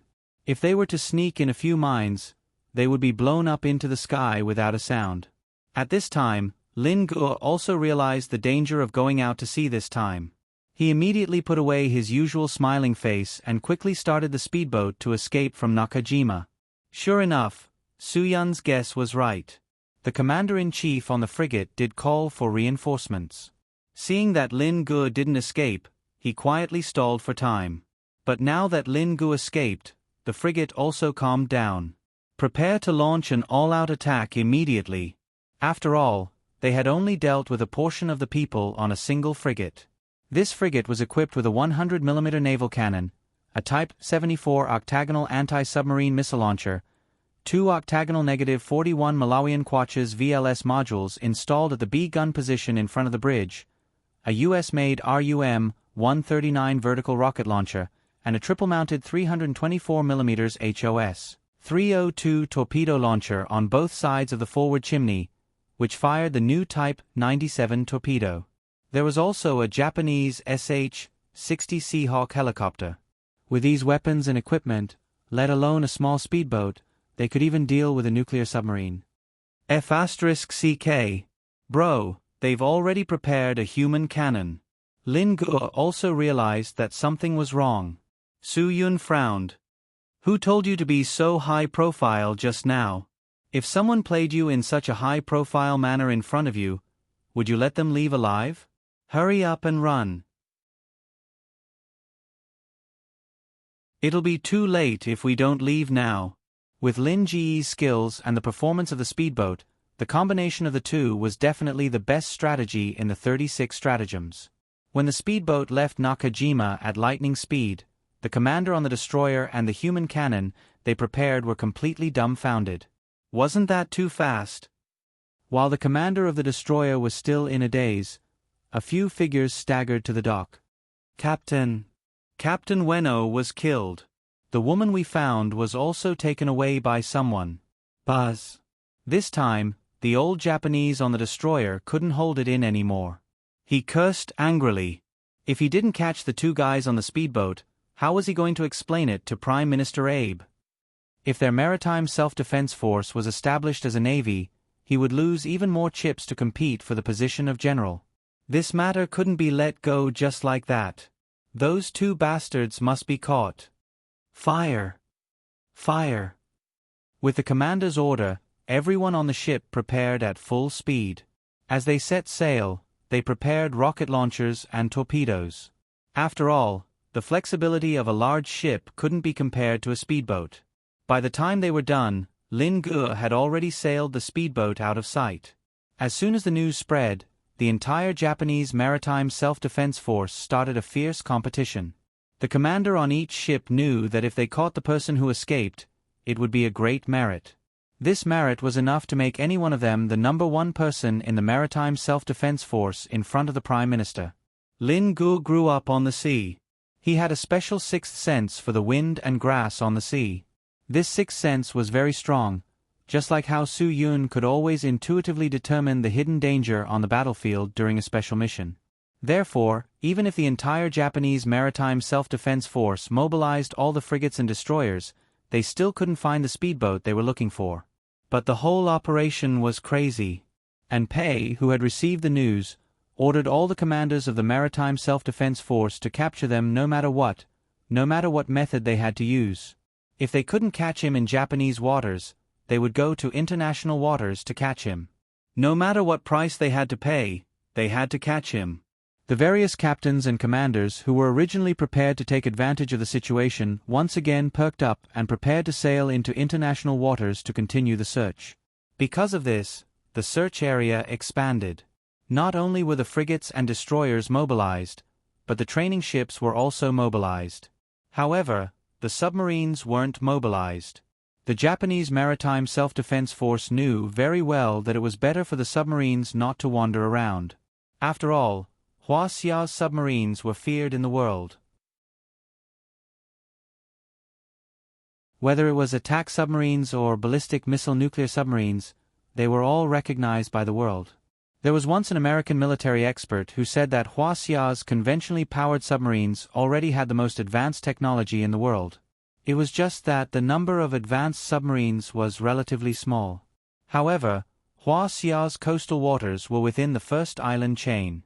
There were more shallow waters, which made up for the lack of submarine performance to a large extent. In addition, there were more submarines. Within the first island chain, no one could defeat Hua Xia. Moreover, in recent years, Hua Xia's navy had produced many new warships. It was believed that in the near future, Hua Xia's fleet would start a cold war with the American fleet in the Pacific Ocean. The little Japanese still didn't dare to enter Hua Xia's waters so easily. Lin Ge also knew very well that as long as they entered Hua Xia's waters, they would be completely safe. However, they seemed to have forgotten a problem. All of their fuel had been exhausted. Although this speedboat had a lot of fuel stored, Yefela had reminded them that all of the fuel added together could only go for about 500 nautical miles. A single trip for them was more than 400 nautical miles. Therefore, when they returned this time, they were still 300 nautical miles away from Hua Xia's coastline. The speedboat was abandoned in international waters because of the lack of fuel. Su Yun and Lin Ji's heads were about to explode. This was really troublesome. The Japanese maritime self-defense force had done all kinds of bad things. If they went to international waters to kill them, that would definitely be the case. Unless they entered Hua Xia's territorial waters, they would definitely not be safe. Brother, what should we do? Lin Ge didn't have any ideas now. Su Yun also had a headache. They couldn't possibly row the boat back, right?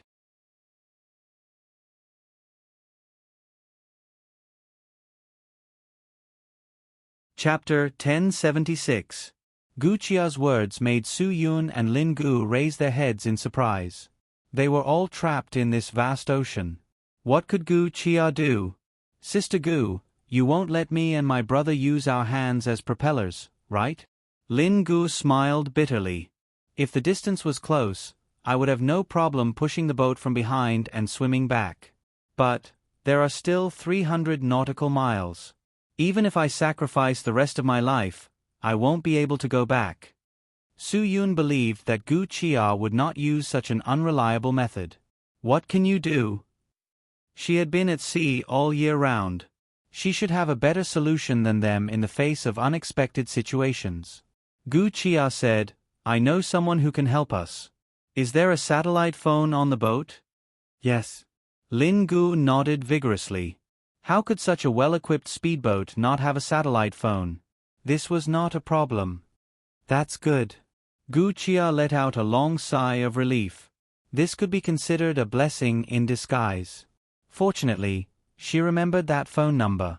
Su Yun was a little confused. Even if we call for help now, I'm afraid it's too late. If someone could come quickly by calling, he would have contacted the Dragon Fury team long ago.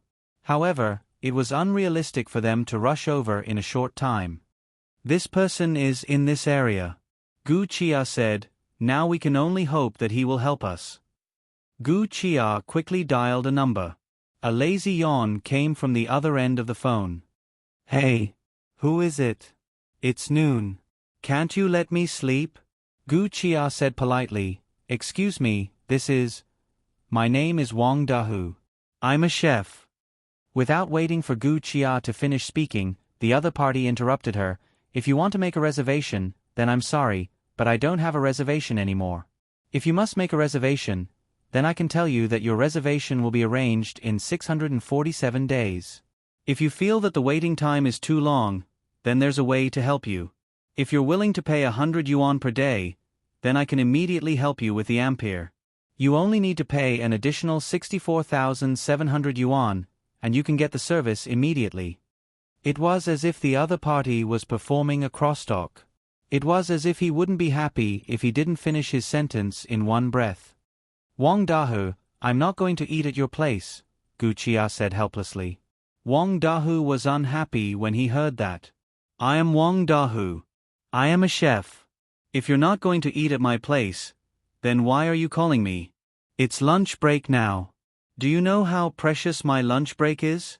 Also, let me tell you, during the period when you call me, there are probably hundreds of customers who are also calling this number. Do you know how much money I will have to pay because of your boredom? How can you be like this? I already have the right to sue you in court. You have to compensate me for the mental damage and loss of work. I'm Gu Chia. Gu Chia couldn't stand Wang Dahu's way of expressing himself without even taking a breath, and shouted loudly. Su Yun and Lin Gu were dumbfounded. What kind of weird chef was on the other side of the phone? Also, Gu Chia found a chef. Could he really help them solve the threat of the Japanese Maritime Self-Defense Force? Could he help them find fuel? Wang Dahu on the other side of the phone was stunned. It took him a while to come back to his senses. He said foolishly, I was wondering who it was. So it's Miss Gu. Why is it you? Why, do you have time today? Do you want to eat at my place? Wang Dahu, I'm not in a good situation now. Gu Chia immediately told Wang Dahu her coordinates. Our speedboat has no fuel left. The Japanese Maritime Self-Defense Force is chasing after us. I need your help. Hiss. Wang Dahu sucked in a cold breath. Big Missy, what did you do to offend the Japanese? Even the Maritime Self-Defense Force has been mobilized? I don't have time to explain to you now. Quickly think of a way to help me. Gu Chia said, we won't be able to hold on for long. The Japanese Maritime Self-Defense Force will send out helicopters soon. By then, we won't have any hope of escaping. Wang Dahu's voice became serious. Miss, hold on for another half an hour. I'll try my best to get there within half an hour. If you're discovered by the Japanese Maritime Self-Defense Force before I get there, jump into the sea and swim southwest. I'll think of a way. The Wang Dahu who called himself a chef and spoke weakly seemed to have changed into a different person. He did things swiftly and decisively. After he finished speaking, he hung up the phone without hesitation. Su Yun and Lin Gu looked at each other. What kind of person was this Wang Dahu? They were on an empty sea. He actually dared to say that he would rush over in half an hour? Your friend? Su Yun couldn't believe it. What does he do? After Gu Chia got Wang Dahu's guarantee, she relaxed a lot. Wang Dahu? You people who don't go out to sea often don't know him. But those of us who go out to sea often are familiar with his name. He's the owner of the first oceanic restaurant in this area. What's an oceanic restaurant? Lin Gu asked curiously. He has a huge ship. His ship is a luxuriously decorated oceanic mobile restaurant. His seafood cooking is superb, so others call him the oceanic god of cookery, Gu Chia said. Gu Chia said, but he prefers to introduce himself to others as Wang Dahu. This is the nickname his father gave him. Oceanic Mobile Restaurant? Wasn't that a little too cool? Su Yun and Lin Gu couldn't believe it. Don't be surprised, Gu Chia said. Actually, many rich and powerful people like to go out to sea for a few hundred nautical miles to try his oceanic restaurant. No one dares to offend him on the high seas. He's considered a big shot. It's just that he keeps a low profile, so you probably haven't heard of him. Indeed, the oceanic god of cookery, Wang Dahu. They had never heard of this name. Sister Gu, are you sure he's reliable? Lin Gu still didn't believe it. You'll know when you see him, Gu Chia said. Now, let's just pray that the Japanese Maritime Self-Defense Force won't find us in half an hour. This half an hour was definitely the longest half an hour in Gu Chia's life. They had to worry about whether there would be cannonballs and torpedoes coming at them at all times. They also had to worry about whether the helicopters of the Japanese Maritime Self-Defense Force would find them and lock onto their targets. Su Yun and Lin Gu were also preparing for battle every second. Although they had no one to rely on in the vast ocean, they could accept this helpless state. Time passed by minute. Suddenly, there was a sound in the distance. The three of them looked up at the sky almost at the same time. A blurry black dot was getting closer and closer to them. Soon, the shape of the helicopter could be seen clearly.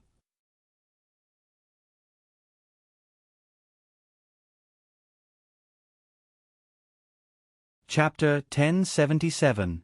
Su Yun knew very well that although the helicopter couldn't be equipped with heavy weapons, it was still equipped with simple weapons like machine guns. The other party only needed to suppress them with a round of firepower, and they had no other choice but to jump into the sea. If they jumped into the sea a little later, they might be shot like dice. Su Yun made a prompt decision.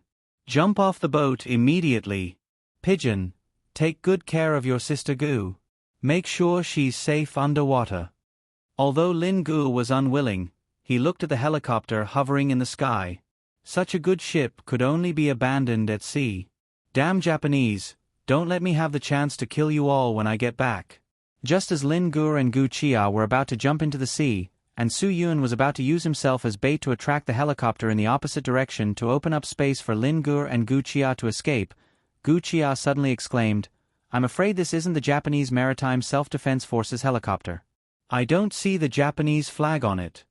After hearing Gu Chia's words, Su Yun and Lin Gu came to a realization. That's right, the Japanese people were so self-righteous and narcissistic. How could they not print their sanitary napkin like Sun flag? Could this helicopter be? Su Yun's eyesight was good. He suddenly took a deep breath. The words printed on the helicopter were Chinese. Dahu Seafood City. This Wang Dahu was really not an ordinary person. He even arranged for a helicopter just like that. Su Yun couldn't help but feel that the world was too big. There was always someone better than you. There was actually such a person 300 nautical miles away from the coastline. It was really an eye-opener for him. He didn't expect this Wang Dahu to be so kind. After the helicopter arrived, he directly put down a barrel of fuel and even pasted a note on it. The coordinates of Dahu Seafood City were written very clearly. He also said that he was already waiting for them at the seafood city and asked them to leave immediately. The helicopter would stay behind to cover his retreat. Now was not the time to be grateful. Su Yun and Lin Gu quickly added fuel to the boat and rushed to Wang Dahu's seafood city. They had nowhere to go even if they didn't want to, because a barrel of fuel was not enough for them to return to Hua Xia's territorial waters.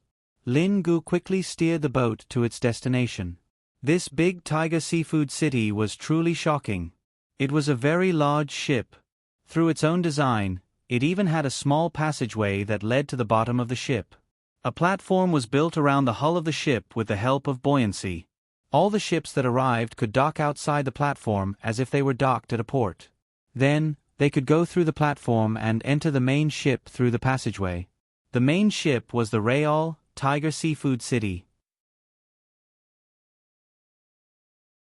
Because it was in international waters, Dahu Seafood City's business was not only for Huaxia people, but also for local tycoons from all over the world. People nowadays liked novelty. There was no place on land that they hadn't eaten before. How could they not come and try a restaurant that required them to travel more than 10 hours by boat? The problem was not the taste, but the novelty and price. There was an endless stream of people who wanted to eat at the sea restaurant, but Wang Dahu only served 10 tables a day. As for the reason, he didn't explain, and there was no need to explain. The restaurant was his, and the boat was his. If he was willing to accept, he would accept. If he wasn't, he wouldn't accept. So over time, those who wanted to eat here all needed to make an appointment. If it was fully booked, it would be pushed back. Although it wasn't as exaggerated as Wang Dahu saying it was pushed back by more than 600 days, it was still fully booked for at least a month. Later on, Wang Dahu realized that some local tycoons didn't care about money. It was like buying a car. Didn't you need 2 months to get your car? Okay, I'll pay more. I want it in 2 days. As long as there was money, nothing was a problem. Wang Dahu was the same. When he met such people, they would ask for 100,000 or 80,000. If they wanted to eat in advance, then it was fine for him to prepare an extra table. Anyway, the money he earned would be distributed to the chefs on the boat. This was treated as a bonus. Lin Ge stopped the speedboat, and Su Yun helped Gu Qia onto the platform. Wang Dahu was already waiting for Gu Qia's arrival. The tall and slender Wang Dahu didn't match his name at all. At least, Su Yun felt that Wang Dahu was quite fashionable. He could be considered a handsome guy in the world of chefs. He looked to be in his 30s or 40s. He was still quite young. Miss Gu, your arrival really caught me off guard. Wang Dahu said, how did we end up in such a sorry state? Gu Qia shook her head helplessly.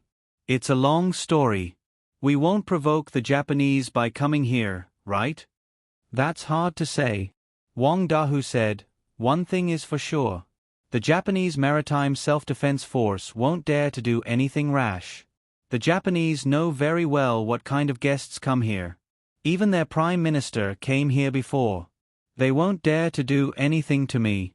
If they hurt anyone with power in the country, it might cause a war. I'm very safe here. This definitely made sense. However, if the Japanese can't do it openly, they might play dirty. The Maritime Self-Defense Force won't appear. They might pretend to be guests to investigate. Wang Dahu said, if that's the case, there's even less need to worry. I, Wang Dahu, don't care about a few Japanese. Thank you so much. Gu Qia heaved a sigh of relief. Wang Dahu chuckled. It's a small matter. Don't mention it. Miss, these 2 friends of yours are... He's Su Yun, and he's Lin Ge. If not for them, I'm afraid I would have been captured by the Japanese. Gu Qia still felt a lingering fear when she thought about it. However, the cause of this incident was still because Su Yun brought Kevin Matthew onto Gu Qia's ship. Otherwise, Gu Qia wouldn't have suffered such a heavy injury, and the brothers in the mercenary group wouldn't have sacrificed themselves so pitifully. Qia, I'm sorry. All of this happened because of me. Su Yun blamed himself. He had to take responsibility for this matter on behalf of Kevin Matthew. Gu Qia didn't seem to be in the mood to talk to Su Yun. She shook her head and signaled Su Yun to stop talking about this topic. She just wanted to be quiet for a while. Let's put aside the unhappy matters for now. I've prepared some drinks for you to calm down. Wang Dahu said, coming to my place is equivalent to coming to your own home. Don't stand on ceremony. Brother Dahu, we've really troubled you. Su Yun's gratitude came from the bottom of his heart. If not for Wang Dahu's help, he really didn't know how to bring Gu Qia out of danger. Lin Gu also hurriedly thanked him. Thank you, Brother Dahu, for saving us. We're all friends. It's just a small matter. It's not worth mentioning, Wang Dahu said. Moreover, it's to help Miss Gu. I, Wang Dahu, may only be a chef, but it's my duty to help. Everyone talked as they boarded the ship. Wang Dahu really didn't only know how to be polite. He really prepared a sumptuous drink and a sumptuous seafood feast. The hungriest person now was probably Gu Chia. Su Yun didn't even dare to think that she hadn't eaten a few meals.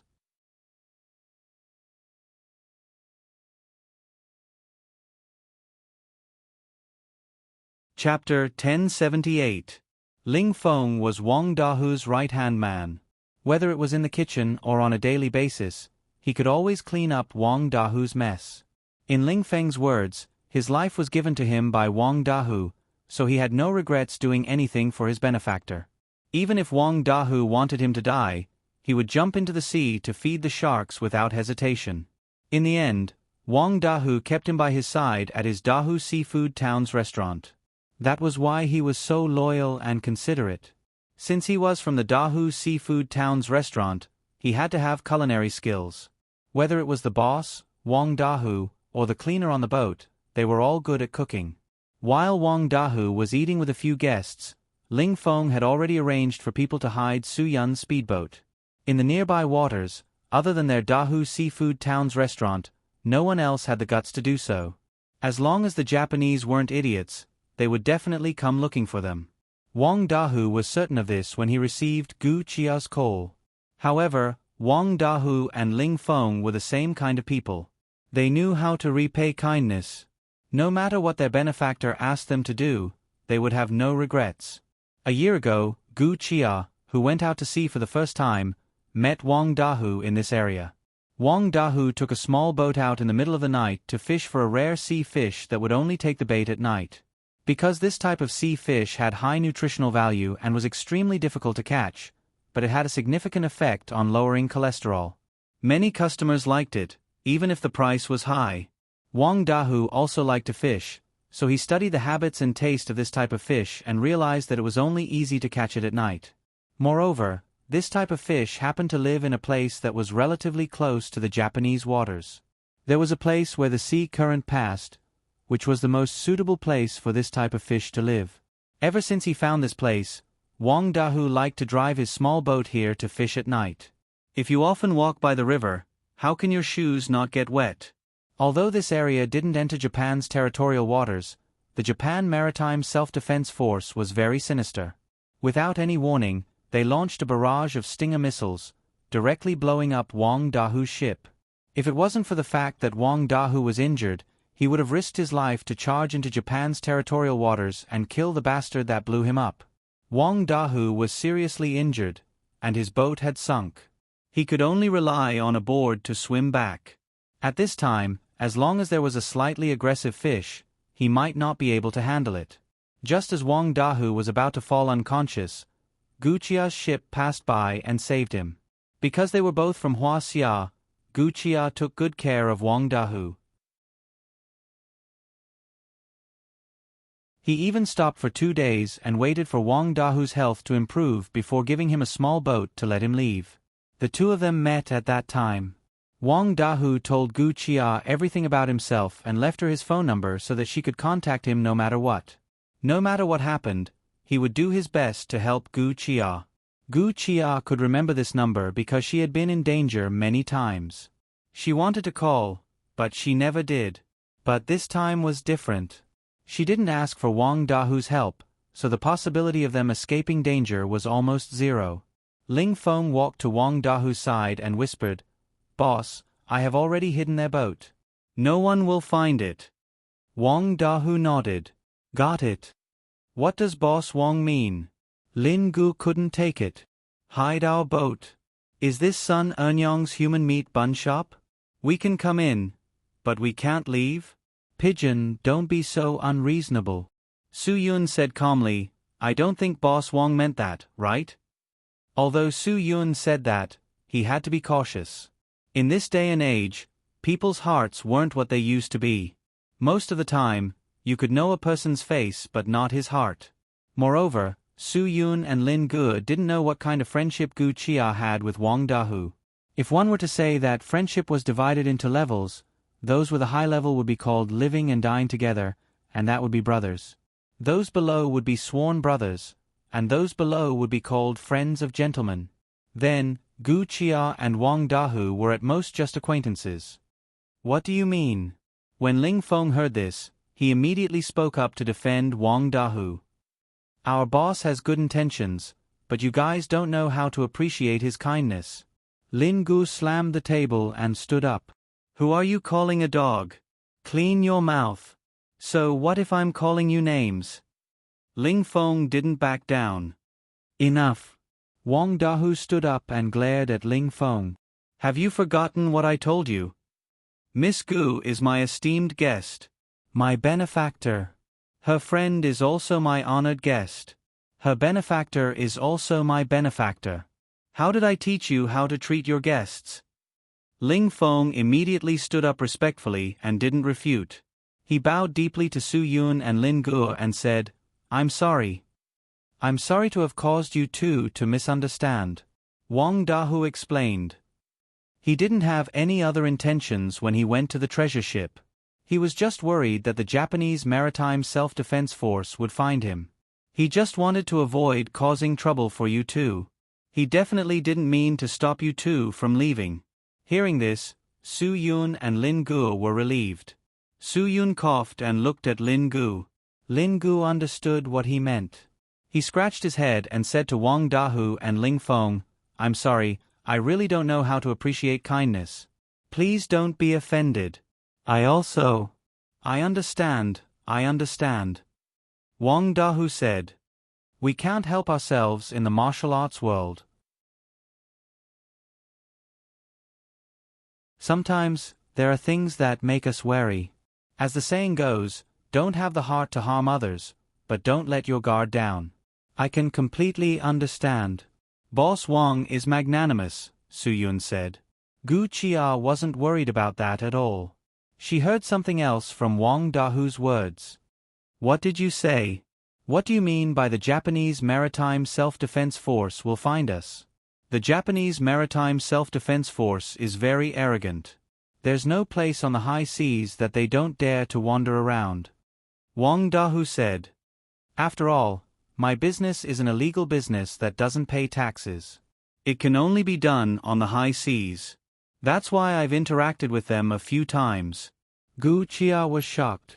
You've fought with the Japanese Maritime Self-Defense Force? Not really. As long as they don't do anything, I can't be bothered to find trouble for myself. Wang Dahu said, Don't worry, I have my ways. Even if they find us, they won't dare to do anything in my territory. Lin Ge said in admiration, Boss Wang is so domineering. Our territory should be written that Japanese and dogs are not allowed to enter. As long as they dare to board the ship, we'll beat them up. Boss Wang, it's really troublesome this time. Su Yun solemnly replied, If the Dongying people come looking for us, we will definitely not implicate you. Don't worry about that. If it's not convenient, we can leave now. However, we need Boss Wang to lend us some fuel. Let us have the capital to go back. Wang Dahu said, Fuel isn't a problem. The problem now is that you have to wait for the Japanese Maritime Self-Defense Force to finish their search before you can leave. Otherwise, you can defend against their people, but you can't defend against their torpedoes and missiles. Believe me, I've suffered at their hands before.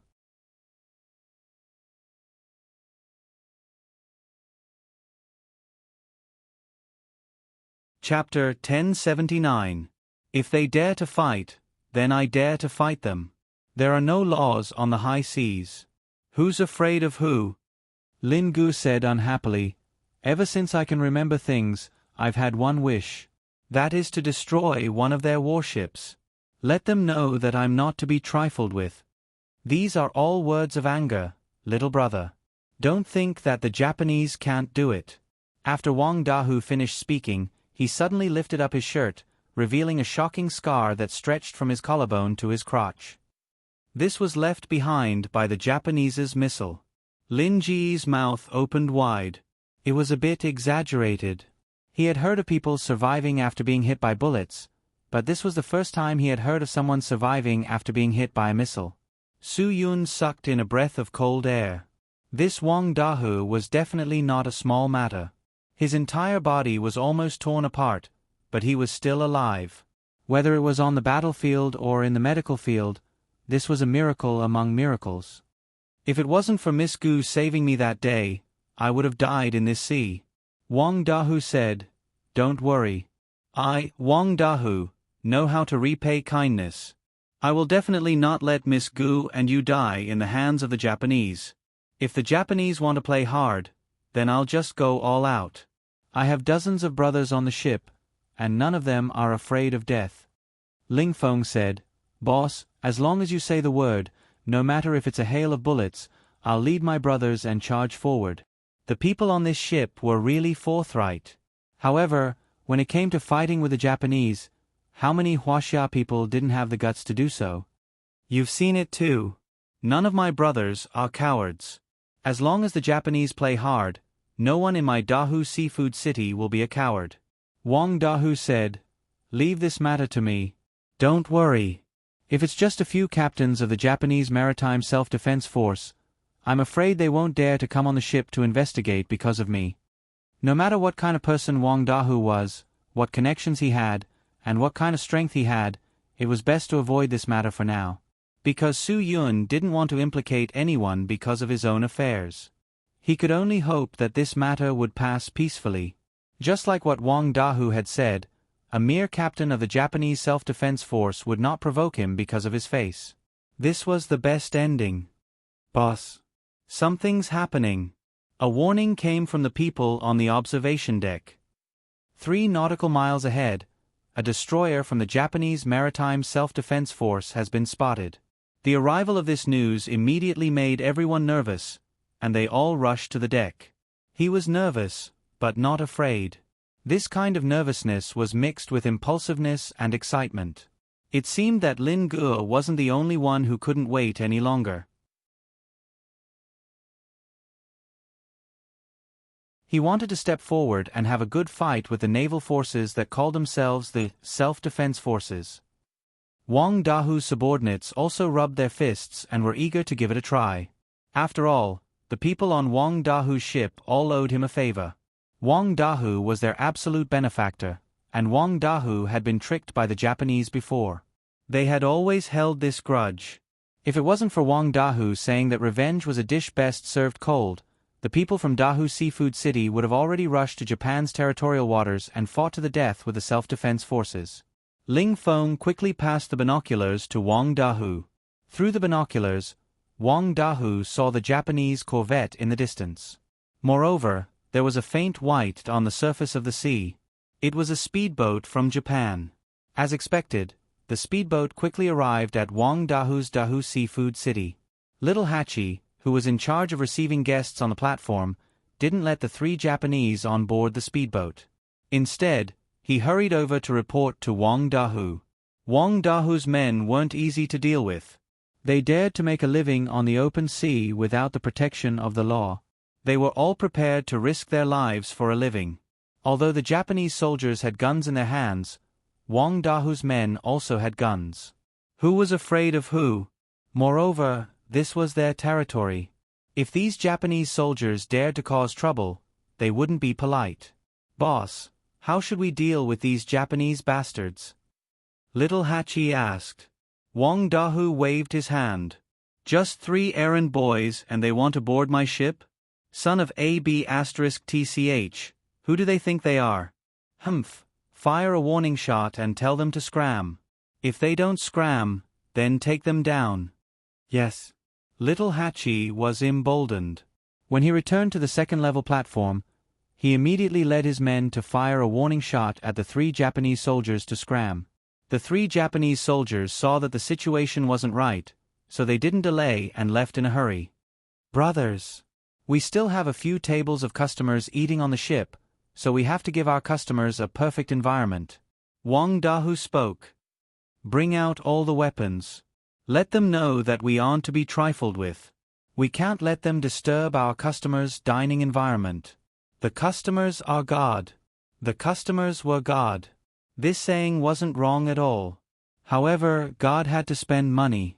Those who could come to Wang Dahu's Dahu Seafood City to eat were all people who spent money like water.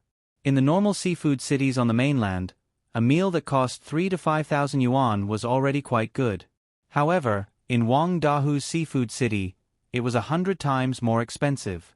At least 300,000 to 500,000 yuan. There was no choice. Eating seafood here wasn't called seafood. It was called the environment. It was called freshness. It was called excitement.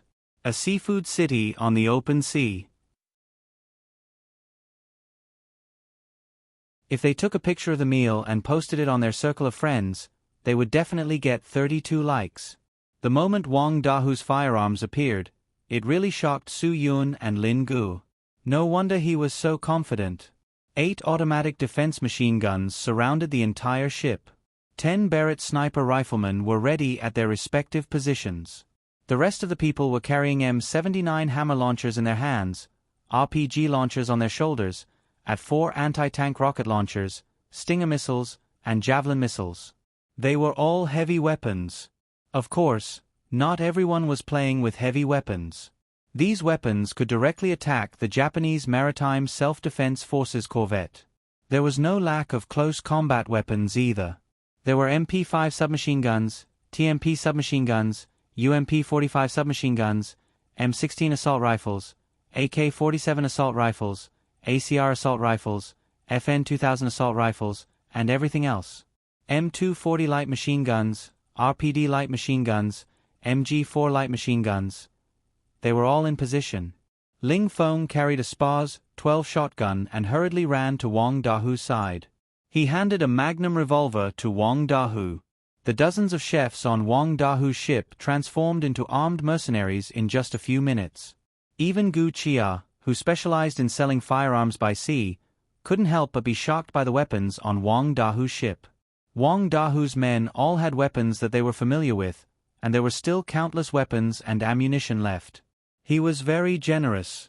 He said to Su Yun and the others, "Pick any weapons you like. Use whichever suits you best."